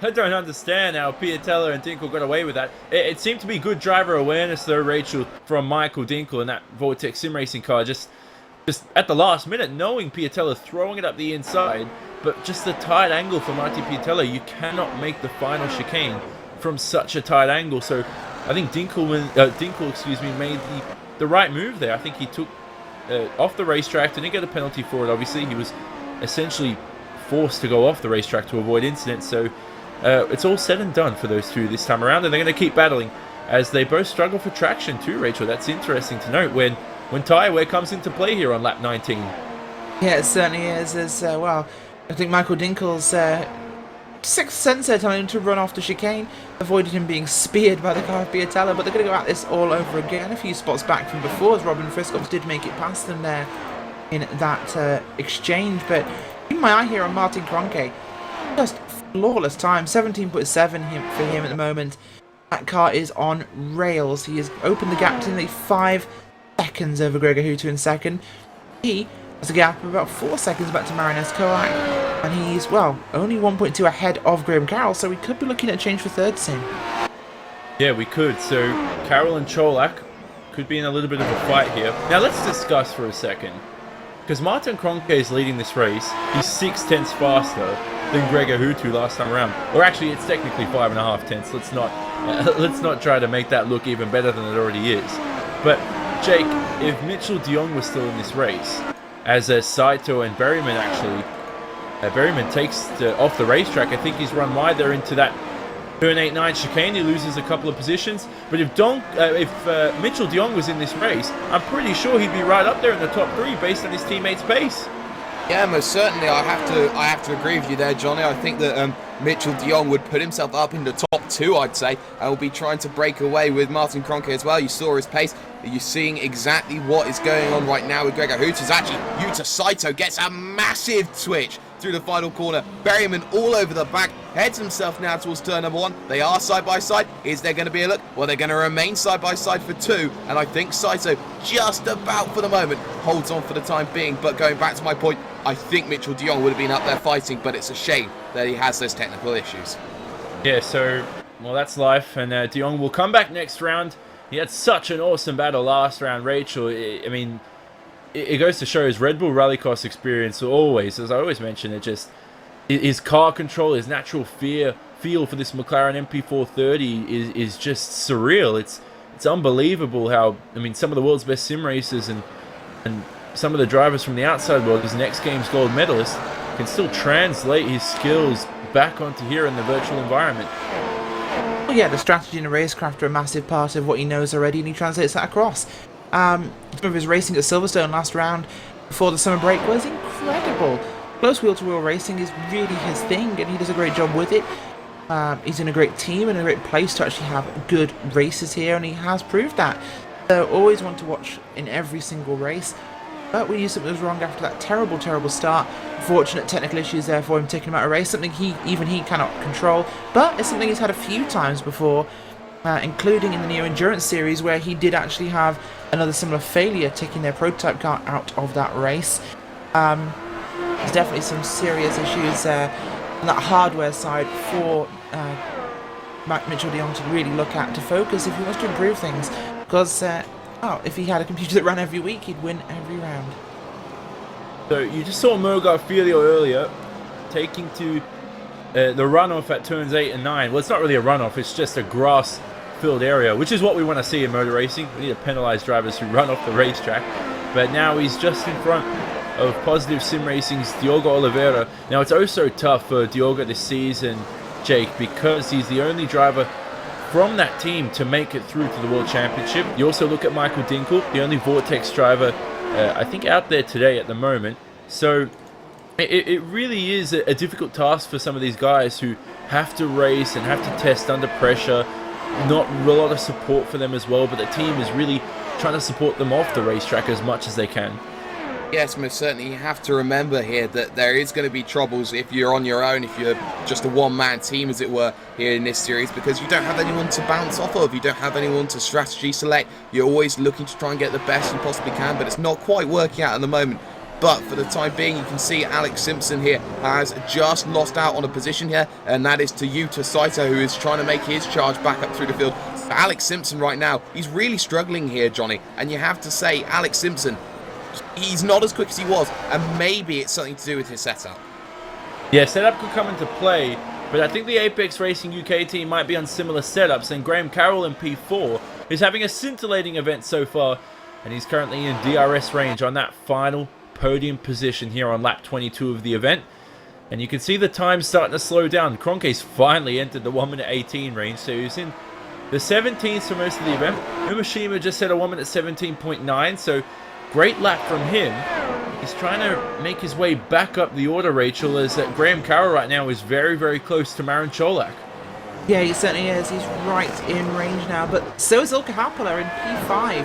So we have a three-way battle developing here in the bottom and end of the top 5 for the racetrack. Cholak, Carroll, and Happela all racing for position now, but I think it's going to be Carroll that'll make that move first on Cholak, who seems to have used up his tyres. We're approaching the window now, Johnny, for a two-stop race if anyone's going to go for it. So you might see someone like Marinesco like dive onto pit road, but we'll have to see what happens at this stage. But we're expecting most people on the one-stop, so about lap 36 or so. In this case, 24-25 would be that two-stop window, so if any of them come in, we'll see. But as it stands, definitely big gains for Graham Carroll. Yeah, I mean, Rachel mentioned that the pit windows there, Jake, as Carroll here is very, very close to Cholak. It's even been as close as long, as lap 28 to 42, that a huge one-stop range. So some of these drivers seem to be going for that one-stop. Yeah, most certainly. I think the one-stop might be the strategy that pulls out in the day. You know, it is a shorter pit lane, so the two-stop becomes more viable, but I don't think that the time is cost-effective, in my opinion, for a two-stop to be the right decision. I think that Marin Cholak's doing the right thing, staying the long game, but I think at this stage in this race, I think between the three of them, Carroll, Happela, and Cholak, it's going to be about a game of chicken and who blinks first. The RaceBot TV Primetime returns in a few weeks, where you, those who love sim racing and love our primetime coverage, we had the Kia Cup and the Formula Renaults this past season. You can vote for the new season, Season 3, and what you want to see there, as Carroll gets very close to Cholak here. You can vote for the Wednesday night and Friday night broadcast. Once again, visit racebot.tv/primetime, as we're currently on lap 24 of the event, and Carroll here, Rachel, hounding Cholak for P3. The Orion Racing Team car is just getting that last-minute support and his backup, his ambush from Happela behind his teammate. Yeah, that's really going to help him, actually, if his teammate can get here involved and fight with Graham Carroll, but it'll be a tricky one to see if he can. The gap is definitely wider between Carroll and Happela. It's going to be a tricky one to see if that teammate can come in and actually help, but as about that, I think you've got something to do with Paul Ilbrink, Jake. Yes, I believe Paul Ilbrink's just come in for a stop, and I believe that he is going to be one of the few drivers to try and do the two-stop to see if it works. Of course, he was far back down the field, but I find that really intriguing right now because he's come out of a massive pack to do with Mangan, Verges, Thelio, and all that lot, and he'll be looking to try and get that advantage on them with a two-stop strategy later on in the race, I think, Johnny. Yeah, he might have had damage though, because that was an 11.7 second pit stop, so he might have been forced to come into the pits. Could have hit the wall at some stage during the wraps. He's coming again, and that car just looks totaled. Oh, that's game over for Paul Ilbrink. Oh, say goodbye to that one, and his race is all but over. That Radicals Online car will not be able to handle another lap around here. Maybe they can repair that car. But unfortunately for Paul, his race seems to be effectively over for any competitive result. Back to that battle, though, for the final podium position. Cholak, Carroll, and Hapler, all within DRS range of each other. Now, we look out for Joni Tourmalet here, Rachel. Sorry, Johnny. Yep. Just to point out the issue with Paul Ilbring. That was actually involving the TNT 95 car there. That was the lead driver of Tomo Meglic. Yeah, he had a big crash into turn 8. Oh, and here's Carroll, though. We'll speak about that in a second. Very close to Cholak. Cholak has to take a minor defensive line. Breaks a little bit offline. It's cost him on the exit, but he gets the traction nice and early as he straightens the car a lot earlier than Graham Carroll. But Carroll has the slipstream, flicks on DRS here on lap 25 of the event. He's a bit too far behind, up to 326 kilometers an hour in that Apex Racing UK car. Oh, clips the Apexes nicely through the final chicane. Now he tucks in behind again on the run down to turn 1. Oh, now this could be difficult, Jake. Cholak just seems to have the straight line speed in the Orion Racing Team car, so Carroll either is struggling to deploy his DRS, he might be running low on power, or he just doesn't have the straight line speed with DRS open. Yes, it's a very interesting one to see. Maybe he's just saving that ERS for a massive push later on in the lap. I wouldn't be surprised to see that happen. Or the other way it could work is maybe his car is more geared up to this tight and twisty section here. But that doesn't seem to be the case. As you can see, Marian Cholak is running incredibly similar through this section. You can see now through 8 and 9. You just got to look at Graham Carroll and see what sort of run he gets here. Through the right, through the left. It's a beautiful run. But you can see a lot tighter on the exit was Marian Cholak. And now Cholak has the opportunity to break away just a tad. And I think he might just have it sorted. Yeah, so you can see Cholak goes very wide into the final hairpin, and then they'll head to the final chicane here. So turn 10 through 11, the kink, and then towards 12. And Carroll, this is the closest he's been to Marian Cholak.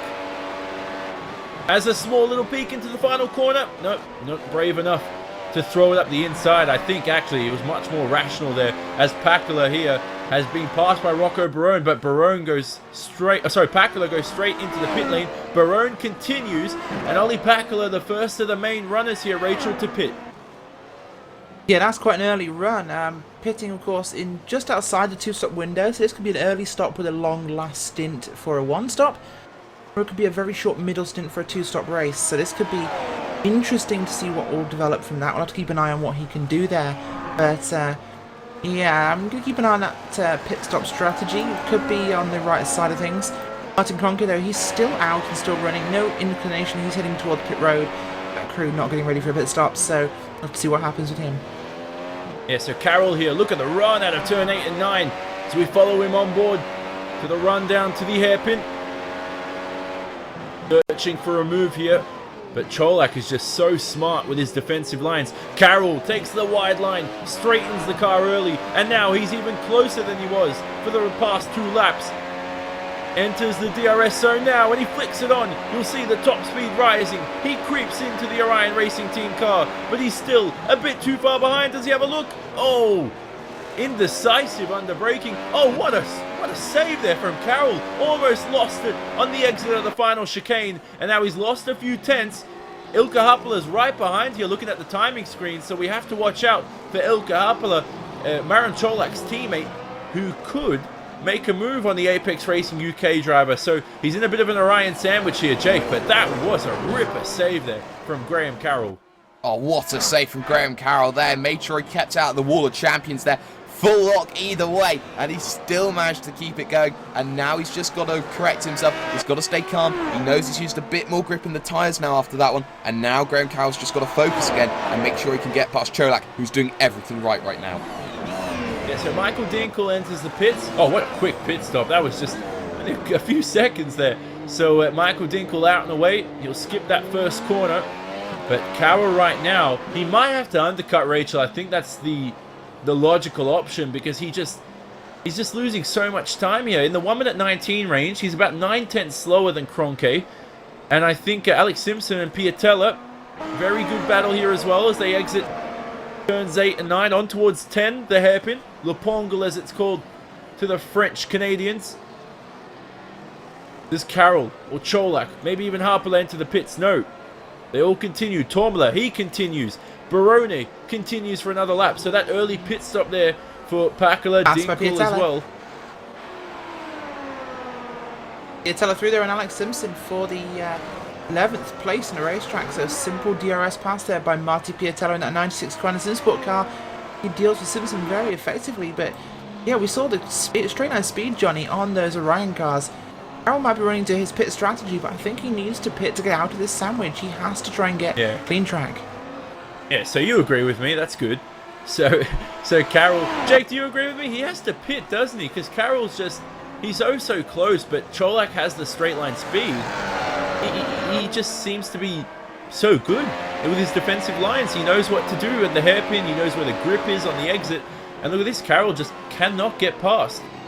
Yeah, you can see the dirty air just starting to play effects here with Graham Carroll. He can't put himself in the right position to deal with Marin Cholak ahead of him. And the only thing that's stopping him actually from going into pits is probably Ilka Happler behind, who would tag onto the back of Marin Cholak, use that slipstream to a great effect, and then he would boost himself up through the field, because you'd have to say Graham Carroll would struggle without having that slipstream effect to help him in the DRS. That's the only reason I can think of Graham Carroll not coming in right now. I think for the time being, Graham Carroll is doing the right decision. So, Graham Carroll, well, Jake disagrees with us, Rachel. We should alienate him from the commentary booth. No, we're kidding, Jake. Don't worry about that. I don't think we are kidding. No, well, we might be. No, anyway, Carroll right now, as Jake may be correct, Carroll was only 2/10 through that first little turn 3-4 chicane. Through turn 5, braking early. And now Carroll may have a little look here into turn 8. The straight line speed just isn't working out for him. And it just seems, Rachel, of course, we keep following this battle, but Carroll just doesn't have the straight line speed. If he's going to make a move, it has to be from an error from Cholak at the moment, or through the pit stop phase. I think it does. I mean, he's not too great through turn 10, which is really costing him on the setup for the main back straight there, Casino Straight. Just hasn't got the run he needs, of course. He just lost a lot of speed there, you'll see this time by. That is literally every lap. Turn 10, he's super slow. That's keeping him in the middle ground there between himself and Happala. There's no real advantage for him. So Michael Dinkle just set the fastest lap of the race. He's on some fresh rubber. Let's see how that undercut works for him at the moment. A 1 minute 17.4, and he was currently about 1.2 seconds faster than Cholak, Carroll, and Happala. And he was around about 9/10 faster than leader Martin Kroenke. But we're going to speak to our social media expert for this race, Nick Rowland. And how's the race been for you from the social media side? And you're speaking about Carroll's undercut. You feel that he should at least go for lap 33, lap 34. Yeah, it's been pretty eventful, and Twitter's been pretty fun with Kawanda Simspot in particular. But yeah, you guys were saying about putting in it and getting out of that traffic. He's actually maintaining his gap pretty well on both sides. Also, if they are going to directly split the race, lap 33, 34 is probably better, not to come in and change tyres. Also, if he was to go any earlier than that, there is the chance towards the end of the race that this situation could happen again, and especially with Cholak having a slippier car, he probably slipped back by fairly easily. So he's just maintaining, I suspect, 33, 34 for the pit stop, and that should be enough for an undercut. That's a run this time by Johnny for Graham Carroll, as we were talking about him just then, but again, not going to be quite enough. Even when he gets a good run through, and just to go off what Nick just said, even his goal is in. He goes straight in on 31, so it's early for an undercut. Okay, even I think he's gotten sick of being stuck in traffic. Yeah, well, I would have been. Maybe I'm just impatient. I would have pitted about 50 laps ago, based on the fact that he just couldn't get past Cholak. Before the race, yeah, before the race, I would have pitted back in Silverstone. Anyway, Graham Carroll searched through his pit box, and his two teammates there, Simpson and Berryman, pitted the lap earlier. So we could have had that little feeling that if the Apex cars, his teammates, went in, Carroll maybe extended his stint by another lap. But what's really cost him there, Jake, is the fact that he couldn't break deep into the final chicane because he had Marin Cholak in front. And that, because the pit lane exit, you can break a lot deeper into the entry, you can gain an extra half a second, and that's what Carroll's just lost. Yes, exactly, but he's going to try and use that fresh rubber to get it right. He does have clean air. He does have to worry about David de Corps there in the 07 just ahead of him. That might be the only factor that's going to come into effect. But you have to look now at Marin Cholak. You have to look at Ilka Hapler and actually look behind them, because Joni Tamala is closing in the gap down to 1.8 seconds. And he is showing right now that Joni Tamala is still in a podium fight, and he is not going to go out of it. Let's see if anyone goes in here, Johnny. Yeah, so let's see. They're looking for a 4.3 second pit stop time, which is what Graham Carroll achieved as Cholak enters the pits. Tourmalet continues though. Barone also enters the pit behind. Saito enters the pits. I'm going to say it again because Piatella's... No, he continues. I was about to say we're going to have a pit party, but Piatella just seemed to be the party pooper this time around. He continues away, and there we go. Cholak out and away very rapidly. Looking for that box. Will it be a quick pit stop for him? Very decent one. On the exit, we'll skip turn 1. Will he be in a little bit of traffic here? And is that Graham Carroll in front? It is. Carroll's jumped ahead of Marin Cholak. So Graham Carroll, the pit stop pays off, and the undercut too, but he is stuck behind David de Corps here, Rachel. He certainly is, and well, David de Corps is further back, so definitely slower in speed. Carroll will have to dispose of him fairly rapidly if he wants to keep this position. Behind him, yes, that is the car of Marin Cholak, so he has to catch up very quickly. He's going to have to run out of turn 6 here, running towards 7 and 8. Oh, being blocked there by the driver of David de Corps. He knows his teammates behind him. This is really going to hold Carroll up. Yeah, so he's fallen behind probably the worst car he could have. Another Orion Racing Team car. And look at de Corps. Oh, he's squeezing him off the racetrack. Oh, ultra defensive there from David de Corps. And Carroll will surely be heated from that. The Scottish driver, though, gets the undercut onto the throttle, and he will make his way through. Oh, and there we go. Carroll onto the radio as well.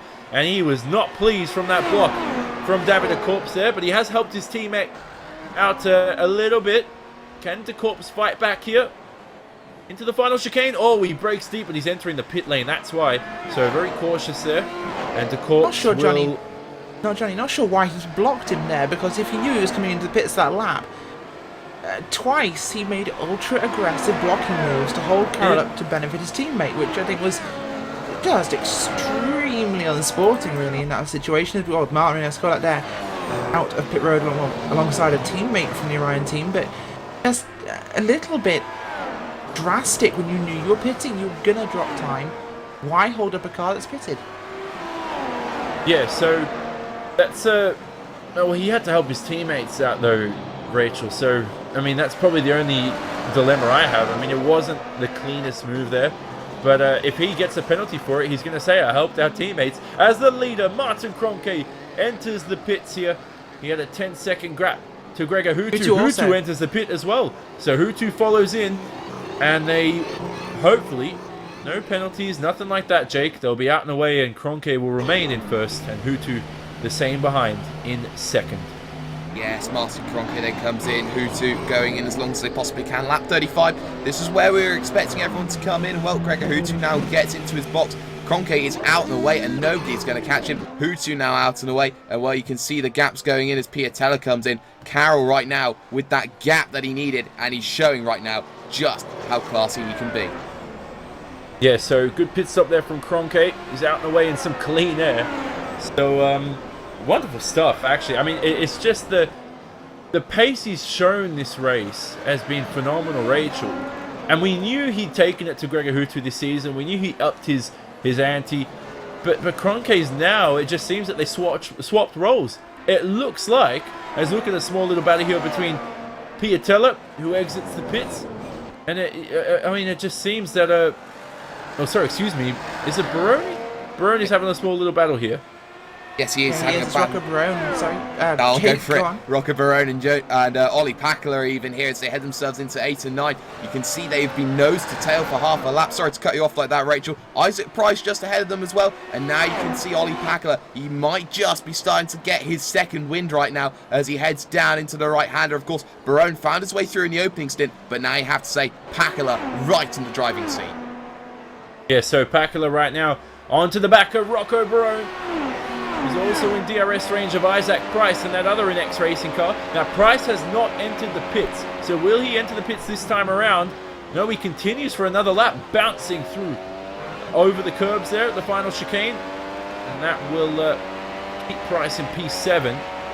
So long on his first stint, Rachel. I mean, Price right now just seems to be, where will he feed out if he makes a pit stop? Should be around that P16 range. So Price right now is just trying to get the fresh rubber for that final stint, it seems.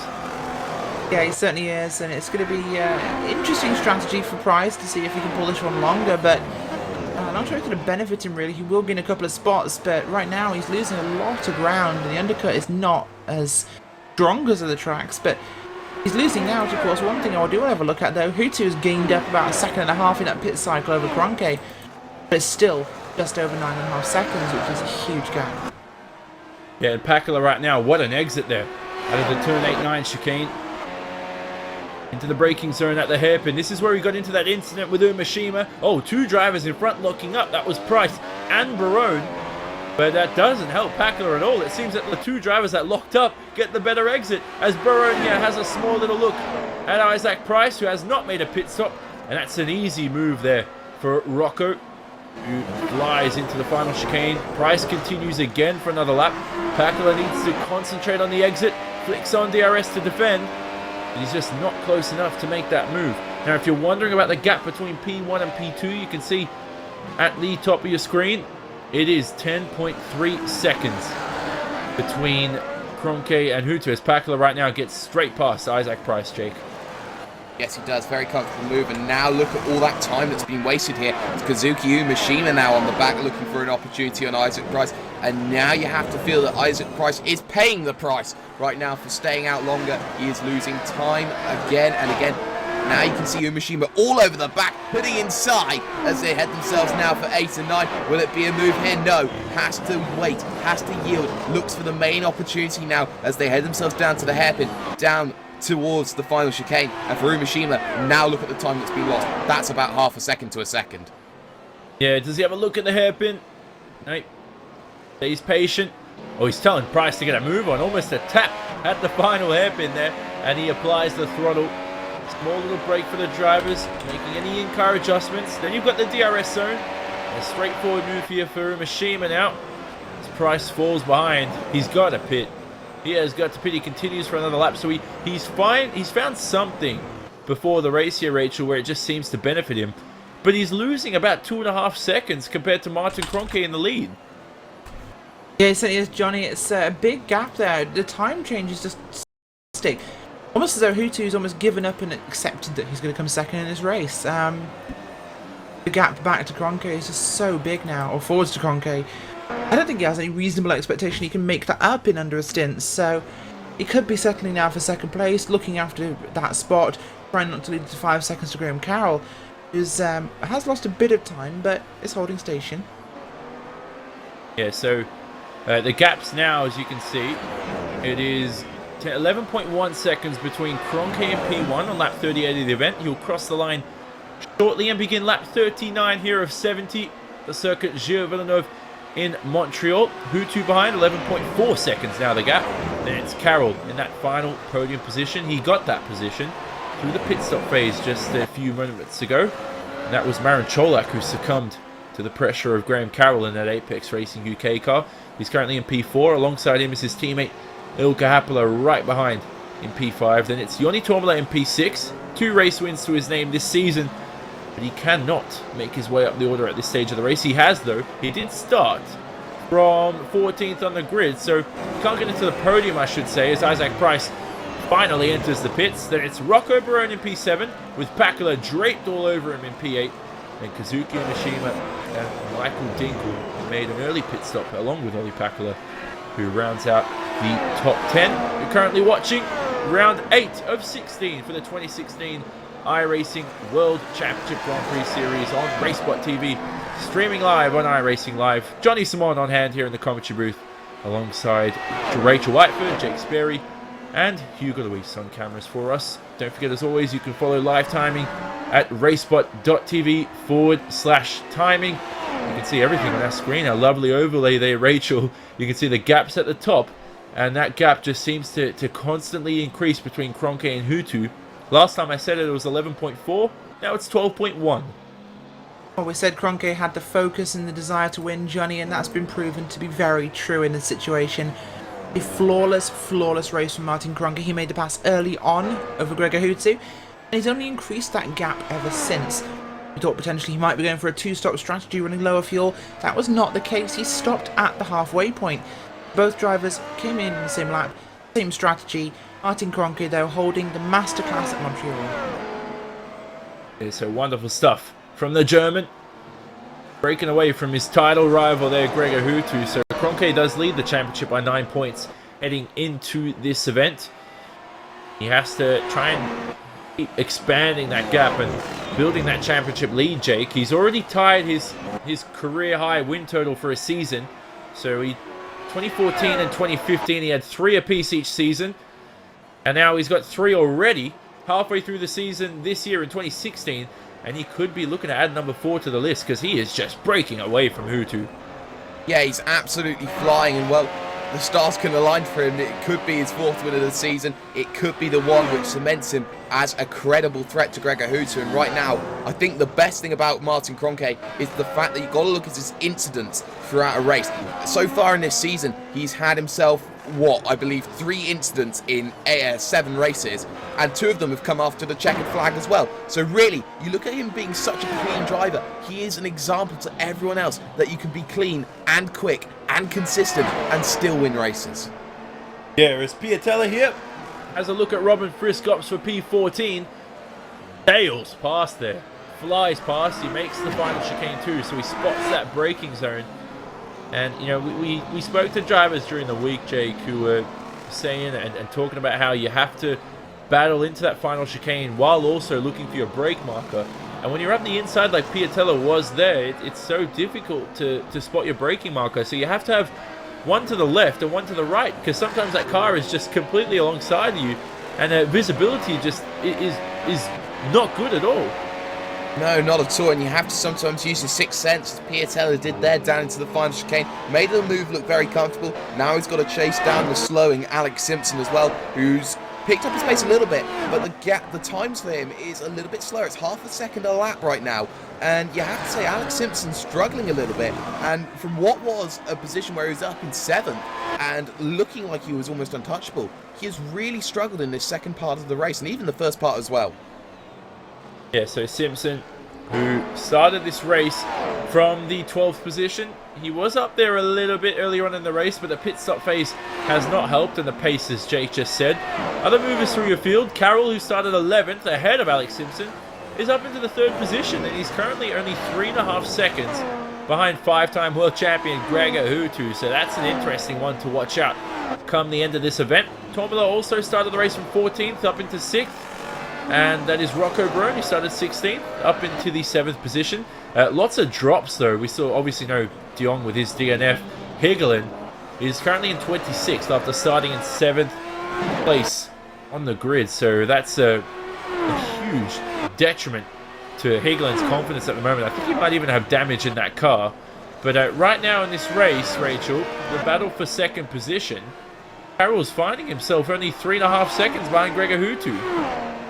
Yeah, Johnny, this could be a major upset if Graham Carroll from Apex Racing can make the move on Mr. 5-time champion Gregor Huttu. Speed is definitely there for Graham Carroll. Last time by Gregor Huttu was a 17.5. 17.3 for Graham Carroll, who did just use DRS to pass one of the lap markers, but that car looking to be fast. Now he's out of the dirty air of Marin Cholak. That's definitely an advantage to him. As it stands, though, we can see him on the track. Always a boost to the race driver when you can see your opponent on the racing surface. You always drive that little harder.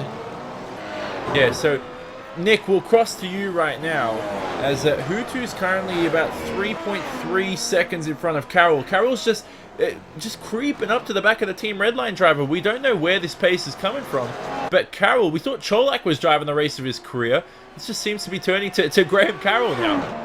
Yeah, Graham Carroll obviously started well down the field as well and finds himself in 3rd spot. And I've been watching his last few laps, and they've kind of been ebb and flown between himself and Huttu, but he has closed that gap down to about 3.5 seconds. It's been fluttering around that area for a few laps now, but it definitely seems that Carroll is moving closer towards Huttu than Huttu towards Kroenke, and Kroenke is just completely gone at the moment, 14 seconds down the road and having the race of his life. I have noticed an ever so slightly amount of damage on the front of Hutu's car, slightly. I don't know if that's actually come from something, but like the one thing I thought of, could he have hit one of the curbs too hard and it's caused a little bit of damage? But yeah, there's a little bit of damage on his front wing. But other than that, I can't really see where else going wrong. Other than, as Rachel said earlier on, traction seems to be quite a large issue.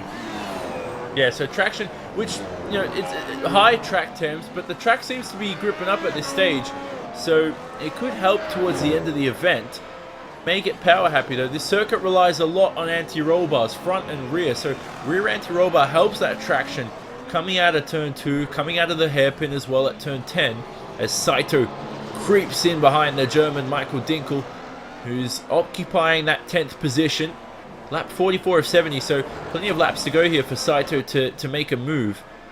Now, Jake, we know Saito's aggressive, but where should he make that move? It seems DRS point is the logical one, and he should hopefully have the straight line speed. He has made a couple passes here today, so the Radicals Online car looking really good at the moment.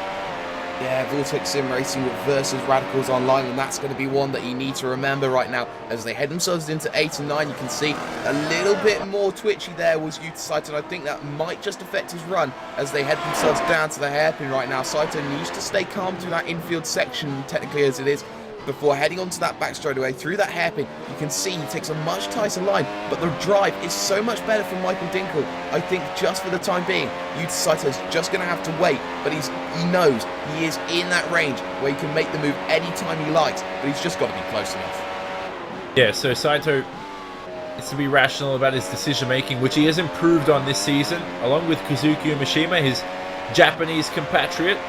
They've both been so impressive. They've just helped that Radicals Online team, who have struggled a little bit, Rachel, this season. You know, we were expecting him to be fighting for podiums and all that kind of stuff, but just seems that NX have really beaten them so far because of the likes of Yoni Tormula and his results, and other drivers in the NX Racing team have just had that upper hand on the Radicals team. Any fan would say that at the moment. Yeah, absolutely. It's been an interesting season and one of ups and downs, so it's really just managing what they're expecting in a race at this stage. They haven't really been in contention to win as much as they'd like, and it's a new car, new track. Well, not new track, I should say. It's the new car making old tracks a new challenge. And whilst they're a team that's historically had some good pace, especially in the top end of speed charts, they're struggling at the moment, and they need to try and find a solution to that. I mean, we saw Coanda go through the same evolution in terms of their car setup.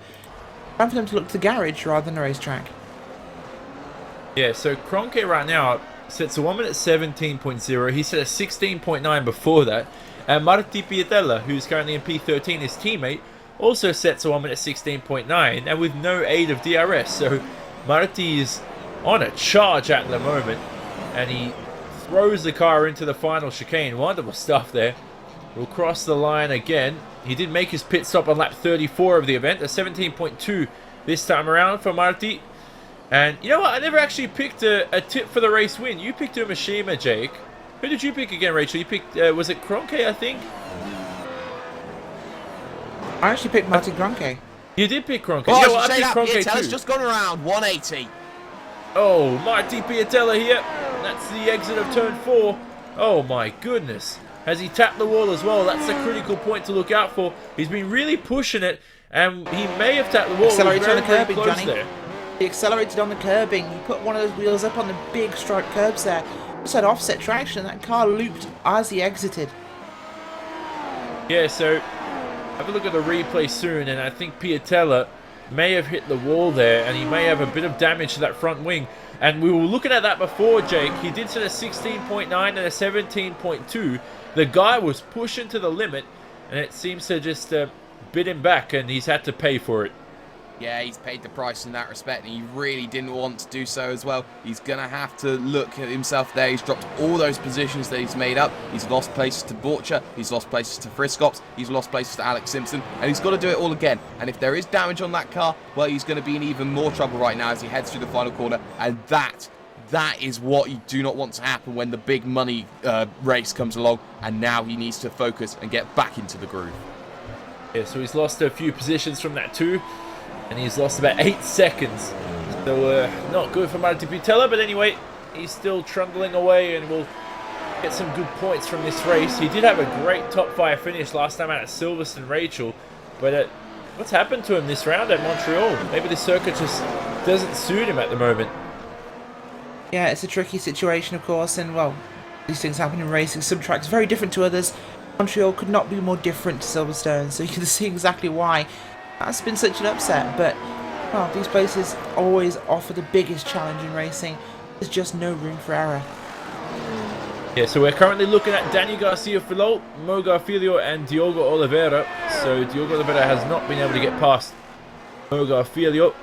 Oliveira in that positive sim racing car, who have got a great team culture. I've spent a lot of time with that team and speaking to the owners there, Javier Alvarez and everyone. They've got a good foundation for the future here, and they've got a car into the World Championship, which is important to get that exposure. And you can see that snap oversteer, Jake, from Mo Garfilio on the exit there of turn 9, saving the car, and he lives for another day. Yes, he does. Mo Garfilio, they're running that thing ragged. They just made sure he kept it going. For Mo Garfilio, they started 20th down to 22nd. Not exactly ideal, not what he wanted. He wanted to get some gains. And you can actually see ahead, Danny Garcia-Filol is going to move hard to the left-hand side, almost defensive. I think that was almost unnecessary there, because you can see Mo Garfilio is in no shape to attack at the moment, but maybe he's just trying to get rid of that 1/10 of a second in order to make sure that he has another lap of no worries. Yeah, so that's something to look out for as we look at Kazuki Mishima here. And that Radicals Online car very close to Olli Pakala, who goes defensive. Kazuki using all the ERS power and his DRS sails past Olli Pakala and throws the car into the final chicane. A great move there from the Japanese driver, who had such a great event here in 2014. Now he's proving his worth once again in 2016. And he's up into the 8th position. So Pakala just struggling for the pace here, Rachel. And he just hasn't been the Olli Pakala we saw a couple of years ago, where he was winning races. Certainly not, as I said. They both seem to be struggling from similar setup problems for himself and Hutu, which is definitely showing up in these cars. They're really struggling in the traction from the low-speed corners. It's a street circuit with lots of sharp corners, so whoops, that's the wrong direction to go in terms of car setup. But yeah, of course, Olli Pakala had a great run last season, winning races. Not had the same form this season. This car definitely providing a challenge for him. Yeah, certainly are. So Pakala right now in P9, and I think you know what, he's still in DRS range of Kazuki Mishima, so Pakala could fight back here. He just does not get the exit. Oh man, those tires are erased. They're out of here, Jake. Just does not have the grip. And we look at when he pitted too, it was early on, so the early pit stop not working out for Pakala, as well as Michael Dinkel behind, who's under attack from Yuta Saito here into the final chicane. Saito has a peak, sails up the inside into the final chicane. Dinkel lets him through, and Saito breaks away on the exit. He's already a second ahead of Dinkel, so Dinkel's really struggling at this stage. Yeah, Dinkel really struggling. Same there for Olli Pakala as well. Pakala now starting to feel the effects of trying to go for a 2-stop. And actually look at Michael Dinkel here, because here comes Peter Berryman right behind, who was seemingly out of it on that straight, but now coming back into it here. He is within that 1 second range almost, and he could play that benefactor later on here in the next couple of laps. And well, Pakala in a little bit of trouble as well, trying to 2-stop. It's brave. It was brave. If it could pay off, it would. But right now you have to say Olli Pakala has just sacrificed his race. Sorry, Jake. So a huge move here for P4 as Cholak lets through his teammate Ilkka Haapala. So the two teammates swapping positions. So team orders definitely coming into play. It seems Cholak, I think Cholak actually might have missed the turn 8-9 chicane, and he just let through Haapala easily once he knew he made that mistake. So Haapala now has been released, and he has 3.6 seconds to make up, Rachel, to Graham Carroll in front. We thought Carroll was catching Hutu. Maybe Hutu was just saving fuel or saving the tires or some sort, because that gap is now 4.4 seconds. But Haapala, 3.5 the gap. We're going to have a look at that here with 19 laps remaining. Yeah, we certainly are. It's just incredible positioning there, of course. Took advantage of the mistake by Cholak. I don't think that was team orders. I think that was genuinely a bit of a mistake on his part. Haapala definitely had some pace earlier on, stuck as he was earlier in this race, of course, behind the dirty air from Carroll and Cholak. He's now been released to see what he can do to go after the Apex Racing UK driver, Graham Carroll. One thing though, Johnny, Apex Racing, all of their cars, despite what's happened since, had a great qualifying effort today. All closer to the front than they have been in a long time. And look at how this has paid off for drivers like Graham Carroll. P11, he's sitting in 3rd. Look at drivers like, of course, Peter Berryman. He was starting 15th down in 12th. At the moment, Simpson started 12th and 13th. They've not moved much, but they had issues earlier on.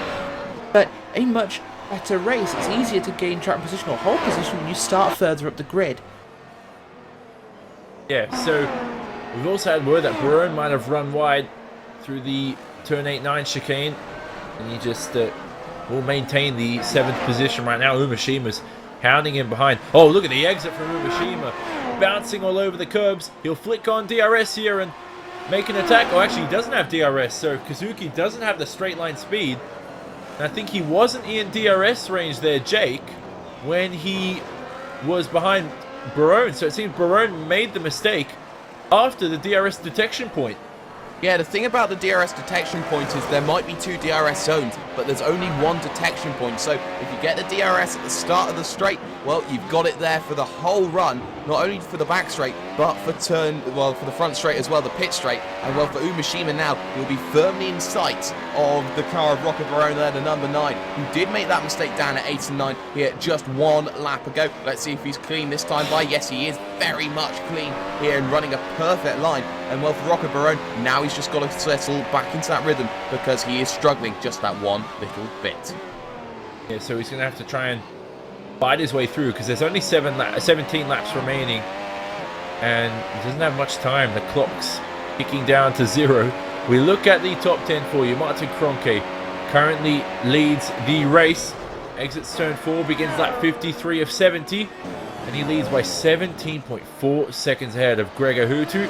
And it's Graham Carroll in 3rd, Ilkka Haapala 4th, Marin Cholak 5th. Rounding out the top 10, it's Tomila, Barone, Umashima, Pakala, and Yuta Saito, who made that move on Michael Dinkel into the final chicane. You know, Ilkka Haapala, who is 32 years old, he is a 2-time race winner in this series, Rachel. You mustn't forget, back in 2010. So it's not like winning and being up the order is new to that guy, and that's what Orion Racing Team, that's what the team gives you, is that experience. You know, they brought on Marin Cholak, brought on Riley Preston this season, and it just seems that the team's back on that front foot that they needed. And we always speak about it. I'm sure people are sick about it, but when Mitchell de Jong left the team, they just seem to be on the right path here, rebuilding. They certainly are. They brought in some great drivers and some great talent to that team, both on and off the track. It's really shown. They're diversified as an organisation and it's improving them.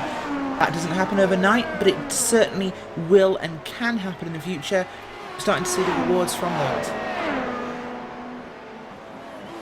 So we look at any other...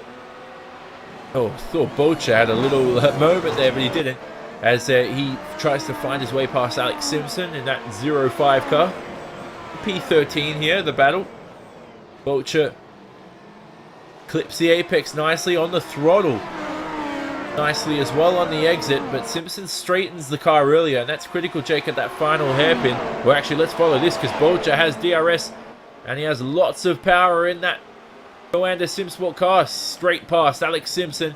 That's for P13 on the racetrack. It just seemed that Simpson straightened the car earlier than Andre Bocha, but Bocha just had the power in the end, and that's what matters most on that long casino straight. Yes, most certainly, and Friscott's now taking the opportunity as Alex Simpson had a horrible exit out of that final chicane. And here comes Marty Piatella as well. 2 for the price of 1, 3 spaces, 3 corners. Well, for Alex Simpson here, that is exactly what he didn't want to see happen. And well, you do have to straighten that car up quicker, but it just seemed he didn't deploy any of that ERS, and such was the massive overspeed scene there, which meant that Alex Simpson had to fall behind. Yeah, that's a triple whammy. That's a new quote for everyone out there. That's Alex Simpson losing 3 positions in the space of only a few corners. Piatella here has a great little look at Robin Friscops for P14. And really haven't looked into the hairpin, a bit too far behind. Brakes deep, searches for the brake marker. You can see the track getting darker as the race progresses. Piatella applies the throttle, changing gears as he fights his way up for that 14th position. enters the DRS zone and he flicks it on up to 340 kilometers an hour. Oh, late defense there from Robin Friskops as he takes the racing line. But Piatella has another attempt here on the exit of the final chicane. They'll cross the line and begin lap 55. Piatella, small little peak, not good enough. And it just seemed the straight line speed there, Rachel, from Marty Piatella. That was scary to watch. The guy was just flying through basically like a jet on that casino straight. It was, but it's not in time to get the move done on Robin Friskops there. So really had great speed, but nowhere to use it, Johnny. He's going to try and set up again for this time by. We'll keep an eye on that 96 Kind of SimSport VRS car as he chases that Inex Racing machine of Robin Friskops. It's good distance at the moment. We should see a pass attempt this time by. It's going to be tricky. Another news as well. Graham Carroll was only 3 seconds behind Hutu. He has dropped back now to 5 seconds behind Hutu. Looking pretty static at the front. So Piatella here, this could be round 2 for him. More little peak. He might even want to get it done before the long straight. As Tormula gets very close to Marin Cholak in P5, but Piatella, round 2 here on Robin Friskops. He knows how aggressive he is. Going to defend in that Inex Racing car. Aggressive defensive driving again. Piatella around the outside into the final chicane. Oh, he's going to miss the corner. He has to take to the runoff. That's going to allow Friskops back through. So Piatella missing his braking point. Not the first time this race, Jake, we've seen Piatella run wide at that final chicane. And here we go. Here's Alex Simpson around the outside. And this could cost Piatella dearly as Simpson on the inside applies the throttle. Does he have the grip for the exit? Alongside each other again, heading to turn 3. Simpson up the inside and he might claim that position. And Piatella loses a position, so he went for P14. In the end, ends up with P16. Yeah, Piatella's just getting a little bit desperate right now, looking to try and get these moves through, and it's not quite doing it. You can't force a move here in these cars. You got to wait, you got to stay patient, and you've got to ease yourself into the moves. Now, he's got Alex Simpson ahead. He's made the move once before, twice before. This could be 3 times a lady, but right now you have to say, Marty Piatella is really struggling just to get that consistency factor, because it's not working for him. He is in no position. As actually, look at Umashima now, right over the back of Rocco Barone once again. Yeah, so that battle is shaping up towards the end of the event. Umashima a little bit impatient. You can see on the throttle as well, getting tail happy there. So he's definitely trying to fight his way through quickly. But the battle for P4 here, Harpala, Cholak and Tormula behind. P4, 5 and 6. As Tormula is only 3/10 behind Marin Cholak. So Tormula, who did start this race way down the order back in P14, could be having a little Graham Carroll-like race. Who's Carroll started in 11th, up into 3rd, Tormula 14th. Where will he end this race? Barone behind, a 17.2 last time around, so he was 4/10 faster than each of the guys here. Will he catch them come the end of the race, Rachel? That's a critical point of view, because if they do start battling, they do start going alongside each other in corners, it allows Rocco Barone a little chance here to get into the fight. It really does, of course. Rocco Barone really wants to get involved in this one, but he's a little far back at the moment. That's nearly 4 seconds. 3 cars ahead of him fighting though. 2 teammates there, and Yoni Domino, who's desperate to make the passes. He wants that 4th place. He has it in his sights. It is achievable. He drastically needs those points there. Ilka Happala, Marin Cholak, well, we've seen those 2 racing before. We've seen how far, we say, the Orion cars are to go to defend their positions. It'll be a tricky run for the next racing driver. The Tormula still stuck behind. Dirty Air coming into play. And a turn 4. Cholak goes defensive, only slightly into turn 6. Tormula clipping the apexes nicely. He just looks so much more confident at this stage of the race.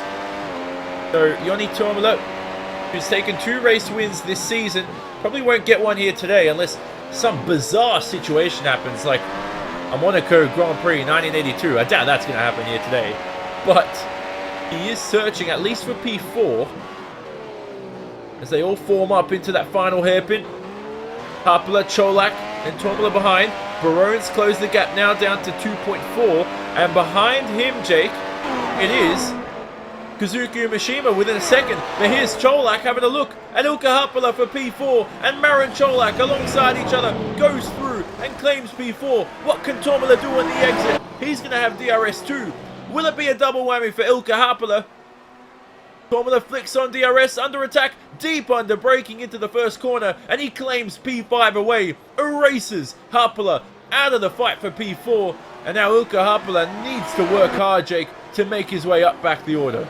Yes, he does. You can see 2 overtakes in 1 there. Not ideal at all. Just shows you the benefit of DRS down those 2 straights. And there, if you're at the front of that train, you are lost. And already you can see Ilkka Harpala has to get back again. I think it was a little bit of communication there between the Orion boys. Cholak wanting to get back ahead, saying, I want to go and race, I want to get 4th, I want to consolidate it. But Joni Tamala is really showing his worth right now. This is almost a champion's drive in the respect that he is fighting himself 1 at a time. It doesn't matter how you do it. There are 2 Orion cars, but if you do it 1 at a time, it just shows you you're just waiting and you are picking off just the right amount of meat off the bone.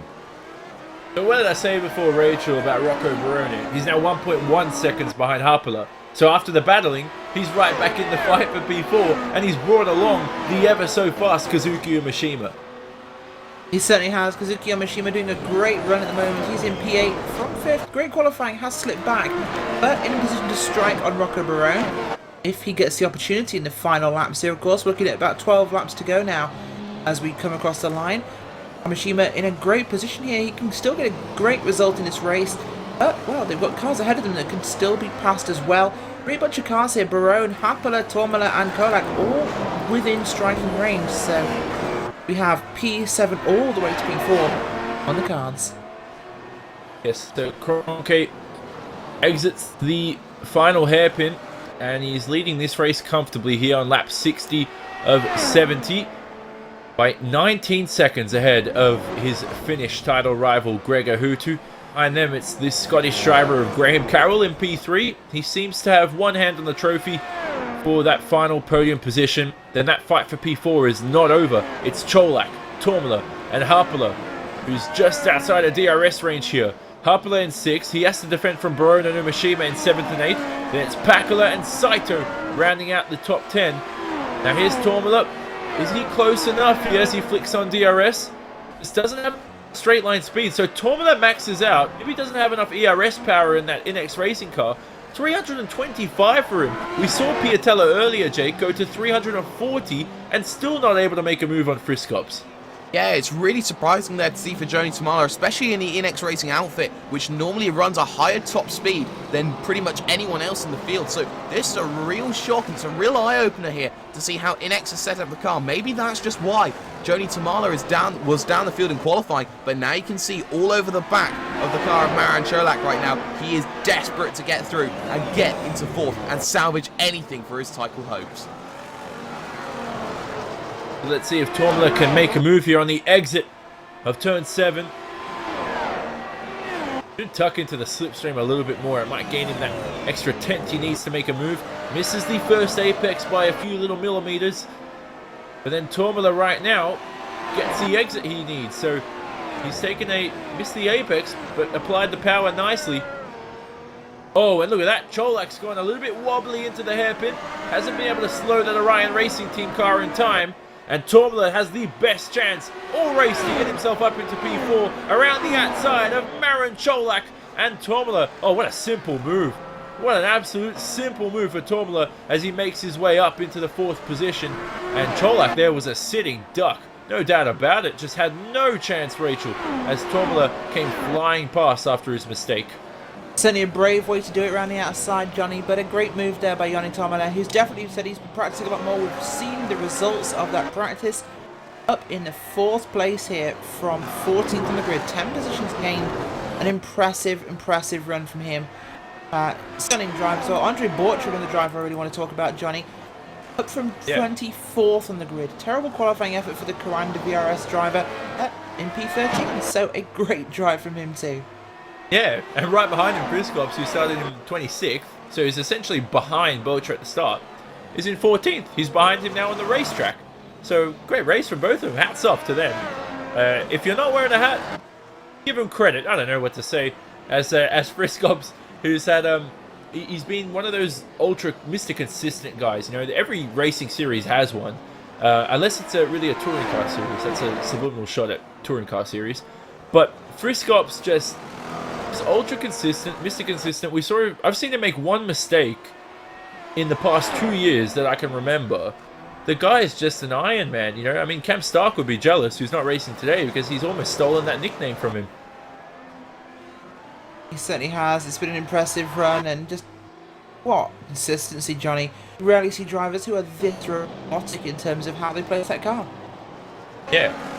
So, 8 laps remaining in the event, and we should start putting a little more focus on our leader, Martin Kroenke, Jake, who has led 58 of the laps so far. The only other 4 laps led were by Gregor Hutu.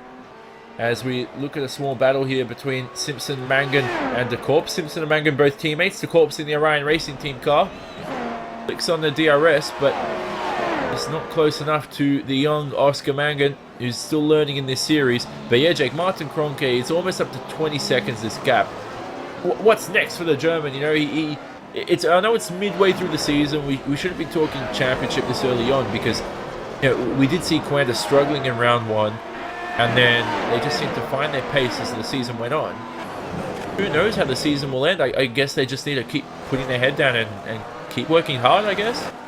I guess, but you have to remember that despite all the issues at round number 1, they did take the pole. And that is so crucial that they have had the pace in qualifying terms throughout the entirety of the season, but in race pace it's been something they've had to learn, had to develop, and it's something that Martin Kroenke is showing at his best right now, because he's got a 20-second gap on Gregor Hutu, and who wouldn't be so happy with that? He's just showing everyone exactly what he can do, and well, right now you can say right now that Joni Tamala is starting to break away in 4th. He's starting to show his true colours. Cholak, Happler, Barone, Umashima, gap starting to open.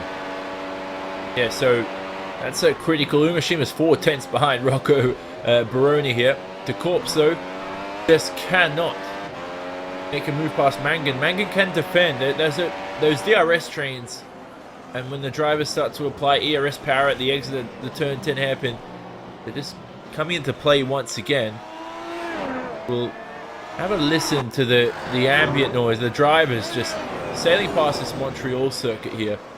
Just it's a great racetrack, Rachel, Montreal. I mean, street circuit, we've proven its worth today. We had a good race. We're not going to have a Silverstone race every single event, but it's just a race that, you know, produces some good fights, good overtaking. The final chicane is always a big factor to come into play.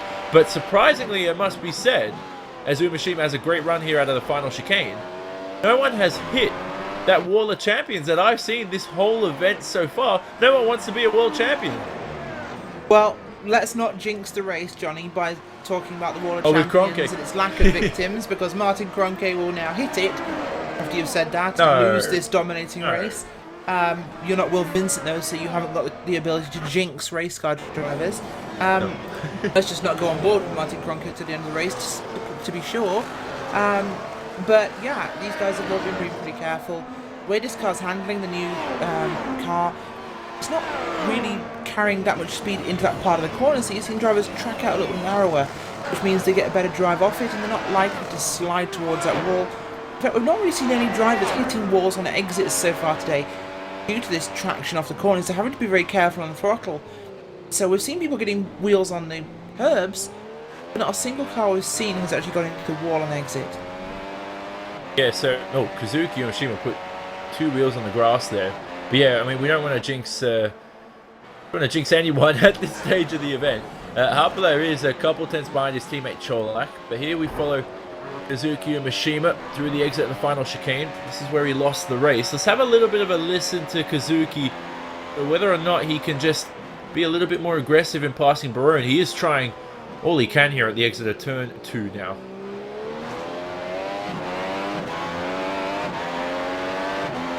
You can just hear the gears just accelerate really early. You know, 8 gears in this McLaren MP430, and it just seems that Umashima's getting all the acceleration he can get, but that's not a part of the racetrack you can make a move. He gets a great line out of... Oh, wow. So he's getting good lines out of corners, Jake. But Barone in front is just not cracking under pressure, and I think because Barone, I don't think he's focused on defending at the moment. He is, obviously, but he also wants to get up to the 2 Orion Racing cars in front. Yeah, I think he's very desperate to try and make that move, and well, just ahead of them actually is going to be a lot of traffic coming up in possibly the final 5 laps. And I think for Rocco Barone right now, he's just got to remember that he has lost that slipstream, that DRS coming up ahead from Ilka Happela right now. So he's just got to worry here just for the time being. Kazuki Umeshima there's just waiting, staying in formation for the time being. But they're going to have 4 laps to go when they cross the line. And you can see already another attempt over that massive sausage curb. I don't know how much that's going to affect his suspension here, Johnny, but that's 4 or 5 times already I've seen today Umeshima do that. Yeah, well, Umeshima, as we said before, in 2014, that's the corner that pretty much cost him his race win. Just bounced over the curbs. He likes to take him a lot, but Rachel, that's where damping comes into play, and some of these drivers like to use the bumps around this circuit.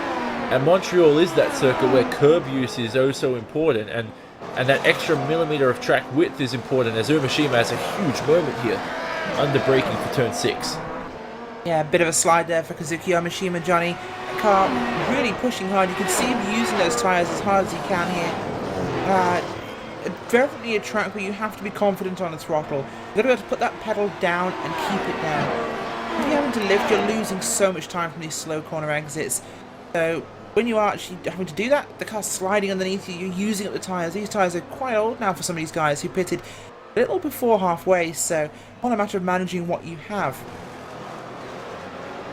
Yeah, so 3 laps remaining, and in terms of management, we look at any drivers who, you know, after last round at least, we're concentrating on fuel management, because that was an unexpected finish.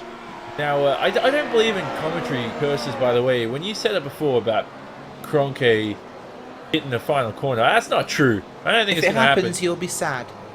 Oh, well, you know what? If anyone's being cursed right now, I think it's been Peter Berryman, because he's actually out of the race. So with 3 laps to go, Peter Berryman has hit the wall, I believe. Oh, he spun.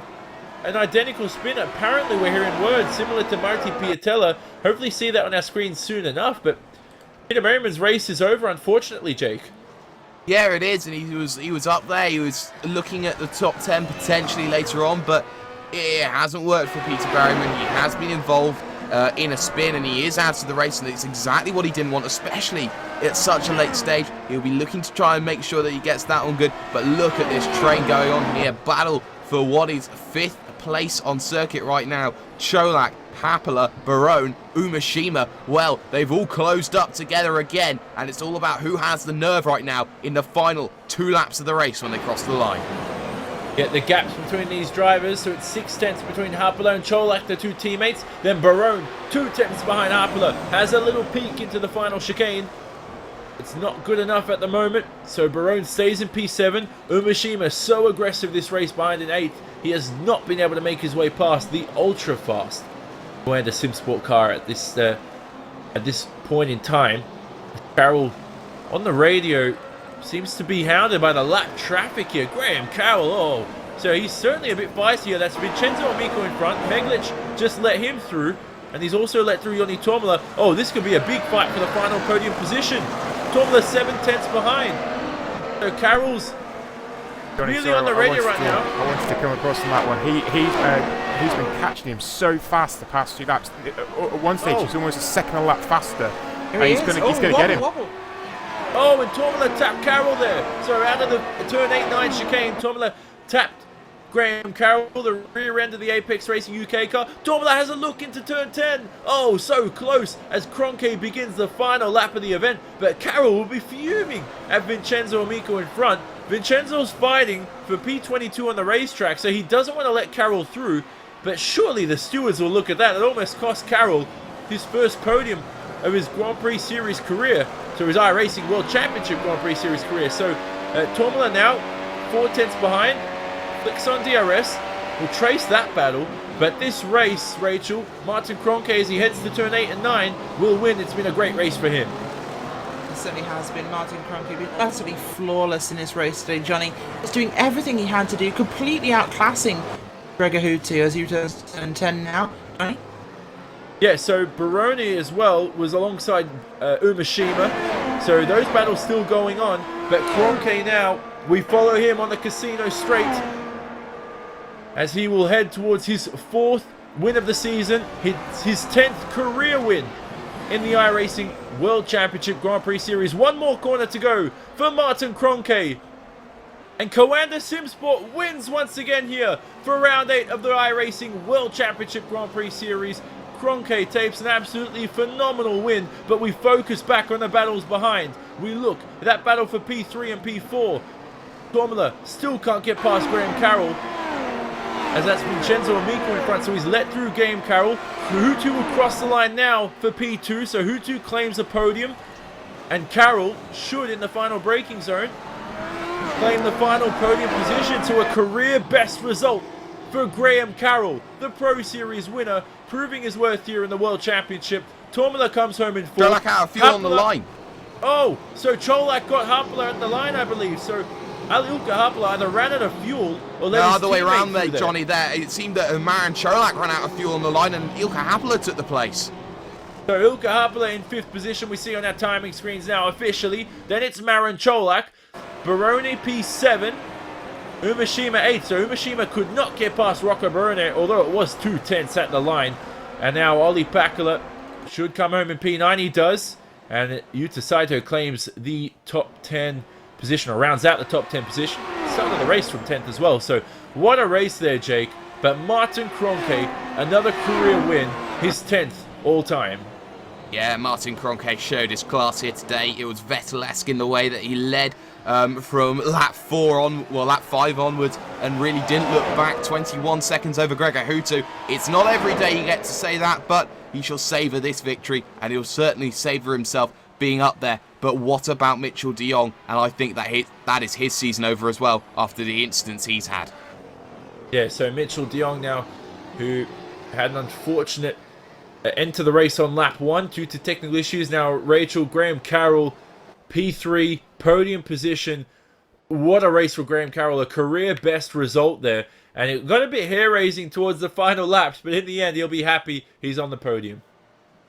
Yeah, absolutely, Johnny. And, well, I think we have to put that one onto Vincenzo Amico in the end there. If he hadn't been in the way, if he hadn't blocked Carroll, if he hadn't then subsequently let Carroll through and blocked Joni Tomala, I think that would have been a major difference, and this could have been a whole different result. I think Carroll would have finished on the podium. I think it was a lapped car being where he really shouldn't have been, and that completely changed what was an incredible potential race for third. Yeah, incredible race. Incredible racing up front. What a performance from Kroenke. Over to you. Yeah, we'll look at the results now for the event here. Round 8 of the 2016 iRacing World Championship Grand Prix Series. Martin Kroenke wins 1 hour, 31 minutes, 3 seconds. And he leads by 20.9 seconds, or wins the race by 20.9 seconds ahead of Team Redline's Gregor Hutu. Carroll, a career best result in P3. And Tomala, who started the race from 14th, ends up in the 4th position. The two Orion Racing team cars of Harpala and Cholak ended up 5th and 6th. Harpala just jumping Cholak there at the line. That was incredible. And then Barone, good result from him from 16th on the grid in 7th. Then Umeshima, who had a bit of troubles early on in the race with that contact with Olli Pakala, comes home in 8th. Pakala right behind in 9th. Saito rounds out the top 10. We see Dinkel coming home in 11th. Friskops from 26th on the grid to 12th. Amazing event from him. Other notable names down the order, we see Simpsons drop down, the last man on the lead lap, to 18th. Garfilio, in the end, started 20th, ends up in the 20th position. Vincenzo Amico, Toma Meglic, involved in that lap car shenanigans towards the end of the event. They come home in P23 and 24. The DNFs for the race. Berryman wasn't a DNF, he was classified a finisher, but had that contact, same area that Mark T. Piatello unfortunately spun out. Piatello a DNF there. You can see down the order, Alatalo as well, in his return to the series. And what happened to Mitchell de Jong, of course, the first lap of the event. We'll take a small little break here and we'll join us for post-race coverage of the 2016 iRacing World Championship Grand Prix Series Round 8 from Montreal, Canada. What an event! Join us shortly after these messages.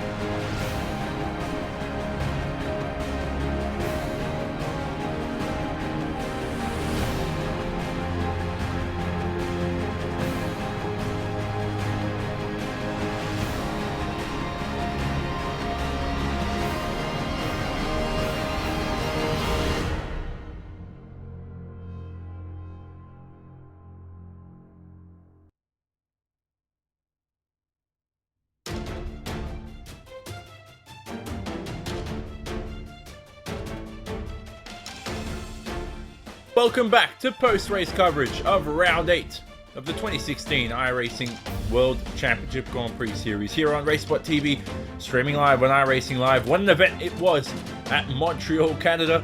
Martin Kroenke takes the win by 20.9 seconds ahead of Gregor Hutu, and Martin is standing alongside Jake Sperry, our co-commentator, for what was an amazing race from the German. Martin, it just seemed for you that everything seemed to align. Your 4th race win of the season, really just gearing yourself up for the second half of the race, second half of the season, even. Yeah. Hello, everyone. Yeah, pretty much a perfect race, I'd say. Qualifying wasn't perfect, only P3 with a little bit of a mistake in the first sector, but start was quite good. Got past Mitchell relatively easy before turn 1, and yeah, I think in lap 2 or 3, once DRS was open, I think Gregor was on a little bit more downforce and couldn't really defend all that much. So yeah. Yeah, especially when you get out and away, pit stop window comes into mind. Of course, clean and efficient in that respect. And well, it just seemed for you that you just had 3, 4, 5 tenths on everyone else in the field. Is that something that you're looking to take forward, possibly in towards the next race at Imola? Of course, we'll try to do that, but I don't really know why we were that fast this race. We didn't really do anything radically different, Silverstone, but for some reason the car was really good around here, so I don't know. But of course, we'll try to keep up the good performances for the next races. There's still half of the season to go. Yes, most certainly. And Imola is certainly a challenge which is very difficult because it's only going to be implemented, giving you about 8 days of worth of practice to do with it. It's kind of one of these things where you go into the unknown, you don't know what you're quite expecting, but is it one where you think that you're going to have a good race there? Are you thinking that you've got a rough idea of where you'd like to finish in that one? Well, that's difficult to answer. I mean, obviously it's a fresh track for everyone. No one really has had any opportunity to test around here and figure out setups and what works. Going by the track layout, I'd say that it probably is fairly similar to the corner speeds of maybe Silverstone. So maybe porting that setup over there might be a good idea, but obviously I have no idea where we'll stand. Hopefully up front, but you know, it's fresh for everyone. No one really has any experience there, so it's open field for everyone. Yes, very much so. Is there anyone you'd like to dedicate your victory today around the circuit, Gilles Villeneuve? Yeah, pretty much to everyone that is supporting us. Obviously, everyone in the team that has invested time in the setups and in other forms of preparation. And to our sponsors, in particular Virtual Racing School, Andron Design, EC Sim Hardware, and Joel Real Timing. And also, thank you to you guys for providing a broadcast. No problems, Martin there. Fantastic race win. I believe Rachel Whiteford will be standing by with Mr. 5-time himself finishing second, and his name is Gregor Hutu. Thanks indeed, Jake. Yes, I'm here with Gregor Hutu. Strong race from you, Gregor, in qualifying. You had a good starting spot. Of course, technical issues for the driver of Mitchell de Jong saw you taking the lead early on. Your car seemed to be struggling on low-speed traction off the slow corners. Was that something that was a team-wide issue? I don't know about Olli, but that was definitely a big issue for me. I noticed it already on the first couple of laps, so yeah, definitely the car didn't want to turn in, and then in the exit I had some wheel spins, so yeah, the race was kind of about looking behind me all the time, but the back behind me was pretty close, so but yeah, I guess the qualifying lap kind of saved my race, because you know, I would have been stuck in that back without the lap. So definitely the best lap I've done in qualifying here at this track. So yeah, that made the race for me. Certainly still a good points haul for you in your championship defence. Of course, Imola next, a track you're familiar with from other sims perhaps, something you are looking forward to a new challenge, and you've always been very successful when we've gone to brand new circuits here in the iRacing World Championship Grand Prix Series. Are you hopeful? Yeah, it should be a fun race at the new track. I haven't actually raced at Imola for a long time, so But yeah, should be fun. Too bad it has a few chicanes like Montreal. So we have to see how we get the car set up and stuff like that. So, but yeah, should be a better race than here, I hope. I'm looking forward to see what you can do there, Gregor, and good luck for Imola. Great second place here today. Any sponsors you'd like to thank before we move on?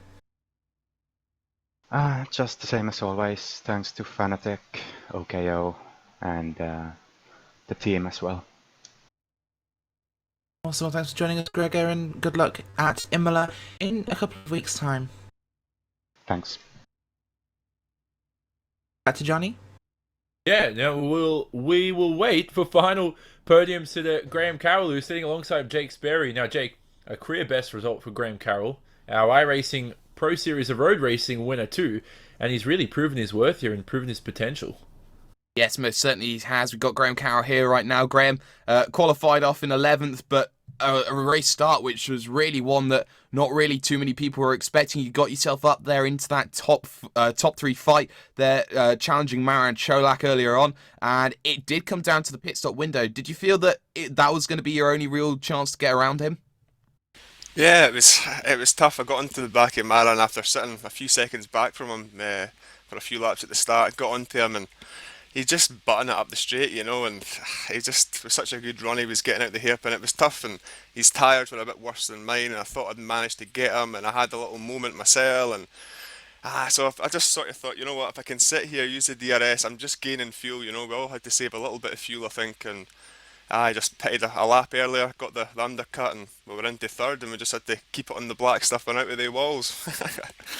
Yes, most certainly you did, and well, actually, a really interesting thing happened towards the end of the race, really, with you and Joni Tamale. He was closing in at a rate of knots, but for you, maybe a little bit fortunate was that the lap traffic came into effect. It's not ideal for everyone that wanted it. I think Vincenzo Amico got pointed out by you over on the radio. So what was your view on that? Was that something that you wanted to get through clean cut and didn't quite get correct?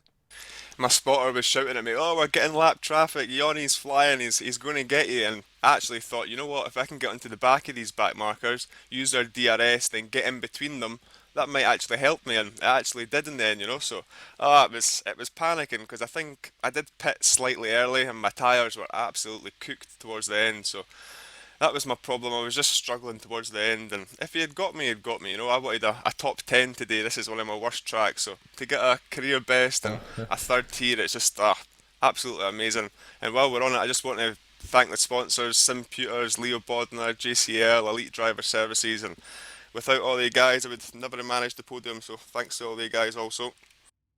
Yes, most certainly, and well, what's also really quite interesting for you is the fact that in 2 weeks' time we're heading to Imola for the very first time in iRacing. It's going to be one which has a lot of anticipation for. Is that a track that generally you think that you're going to get a great result out of? I think, to be fair, every round that comes, myself and the team are just pushing more and more towards the front of the grid. So hopefully it's a new track for everyone, and hopefully we can get a good handle on the setup. And I don't think it's going to be a bad week for the tyres in 2 weeks' time there. The tyres were just a killer to keep at this track. So really looking forward to it, and it should be good. Yes, most certainly will be there. Graham Carroll, third place today here at Circuit Gilles Villeneuve. Johnny, back to you. Yeah, so Yoni Tomla comes home in P4. Now, he was right behind there, Rachel. Graham Carroll for P3. Very, very close to that final podium position. The lap cars coming into play. He could have had another podium to his name, but to start from P14 and finish in fourth is an incredible way to end your race. It certainly is, and we have Yanni Tomala here with us. Yanni, starting in 14th, you were in the middle at 4-5 wide, fracas in turn 1. You come home in the top 4, although lap traffic stopped you getting a podium here. Refreshing race after what was arguably a quiet patch in your season so far? Yeah, it was quite an eventful race. The first lap especially was really crazy with all the cars around, but I somehow managed to get through it. Yeah. You certainly seem to have gelled with this MP4-30 at this tight, twisty street track. Of course, great charge there. The lap traffic, I believe that was Vincenzo Amico at the end. Did that stop you catching the driver of Graham Carroll? We saw you had a lot of speed at the end. Yeah, I saved my tires for quite a lot at the start of the second stint because I knew I didn't quite have the pace as the guys had in front. But yeah, it worked really well in the end. I managed to pass both of the Orion cars and catch Graham. A great result, of course. We're going to Imola next. A track with a lot of slow speed chicanes, so feeling confident? Yeah, should be alright. We'll see. We certainly will see. Thanks for joining us, Yanni. Yeah, thanks. Back to you in the booth, Johnny. So, what a race it's been, and the final wrap-up we have, as we don't have Yanni. If you're wondering where Ilkka Haapala is, he's not here for interviews at the moment. He did claim a great result in P5, the two-time iRacing World Championship Grand Prix Series winner. But Rachel, wrapping up this event, Kroenke seems to have the pace at this stage of the season. And, I mean, Silverstone, he was keeping up with Hutu. This time he was in front of him near the start of the event. He made that pass early on, so he was able to get that position. Can anyone stop Martin Kroenke from here on in? Surely they'll be able to catch up to that blistering pace. Well, he's widened his points gap to second place, Gregor Hutu in the championship after this round. And let's not forget, after Watkins Glen last season, this was really the beginning of Hutuville. This is where Gregor was winning most of all the races. So far this season, we've seen a couple of mistakes from Gregor Hutu. We've seen flawless performance after Coanda worked out the new car, and it's only getting better. They have no idea where that pace came from today. He finished 20 seconds ahead of Gregor Hutu. If that's not a statement for the championship, I have no idea what is. Yeah, so what a race from Kroenke. And Jake, we head over to Imola and we speak about whether Kroenke can keep it up. Obviously, Hutu behind is going to be fighting for it. De Jong will hopefully not have those technical issues he faced this time out at the circuit Gilles Villeneuve. But for the Imola circuit, it's brand new to iRacing, only being released in a few days' time. We delve into that point where now people aren't going to have that track advantage where they know where the secret bumps are, they know how to handle the track, all that kind of stuff comes into play. And it could be an interesting one here going into that new venue. I think it really is, because I think it's very similar to Gilles Villeneuve in the fact that the track is very narrow. You got one massive long straightaway coming out of the second Ravazza all the way down to the Tamburello chicane. And I think there's a lot of opportunities for a lot of great moves. I think that we're going to see some classics there. I think that we're going to see possibly drivers you wouldn't expect finding themselves up towards the top. You got to look out for the guys that you don't normally see being there. And I think that the established names are going to have a little bit of a challenge trying to work out this track and work out how it all works. Yeah, so that's going to be an interesting one. If you're new to iRacing, get your hands on Imola. Only in a few days' time will that be released. So that will be a wicked new track to add to the laser-scanned virtual selection. And don't forget, as always, vote for the new RaceSpot TV Primetime series that returns in a couple of weeks, where you, those who love sim racing, get to choose which iRacing series we broadcast 2 nights a week, Wednesdays and Fridays. To find out more and to vote now, visit racespot.tv/primetime. But for now, that's all but wrapping up here from the Circuit Gilles Villeneuve commentary booth.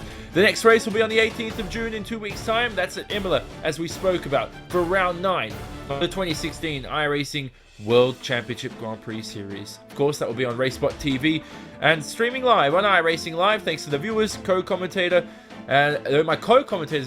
Rachel Whiteford and Jake Sperry. Hugo Luis on cameras for us this race. Our sponsors, iRacing Ammo Design, Istvan Below for his track camera work, and VRS Coanda SimSport for their support of us off the racetrack.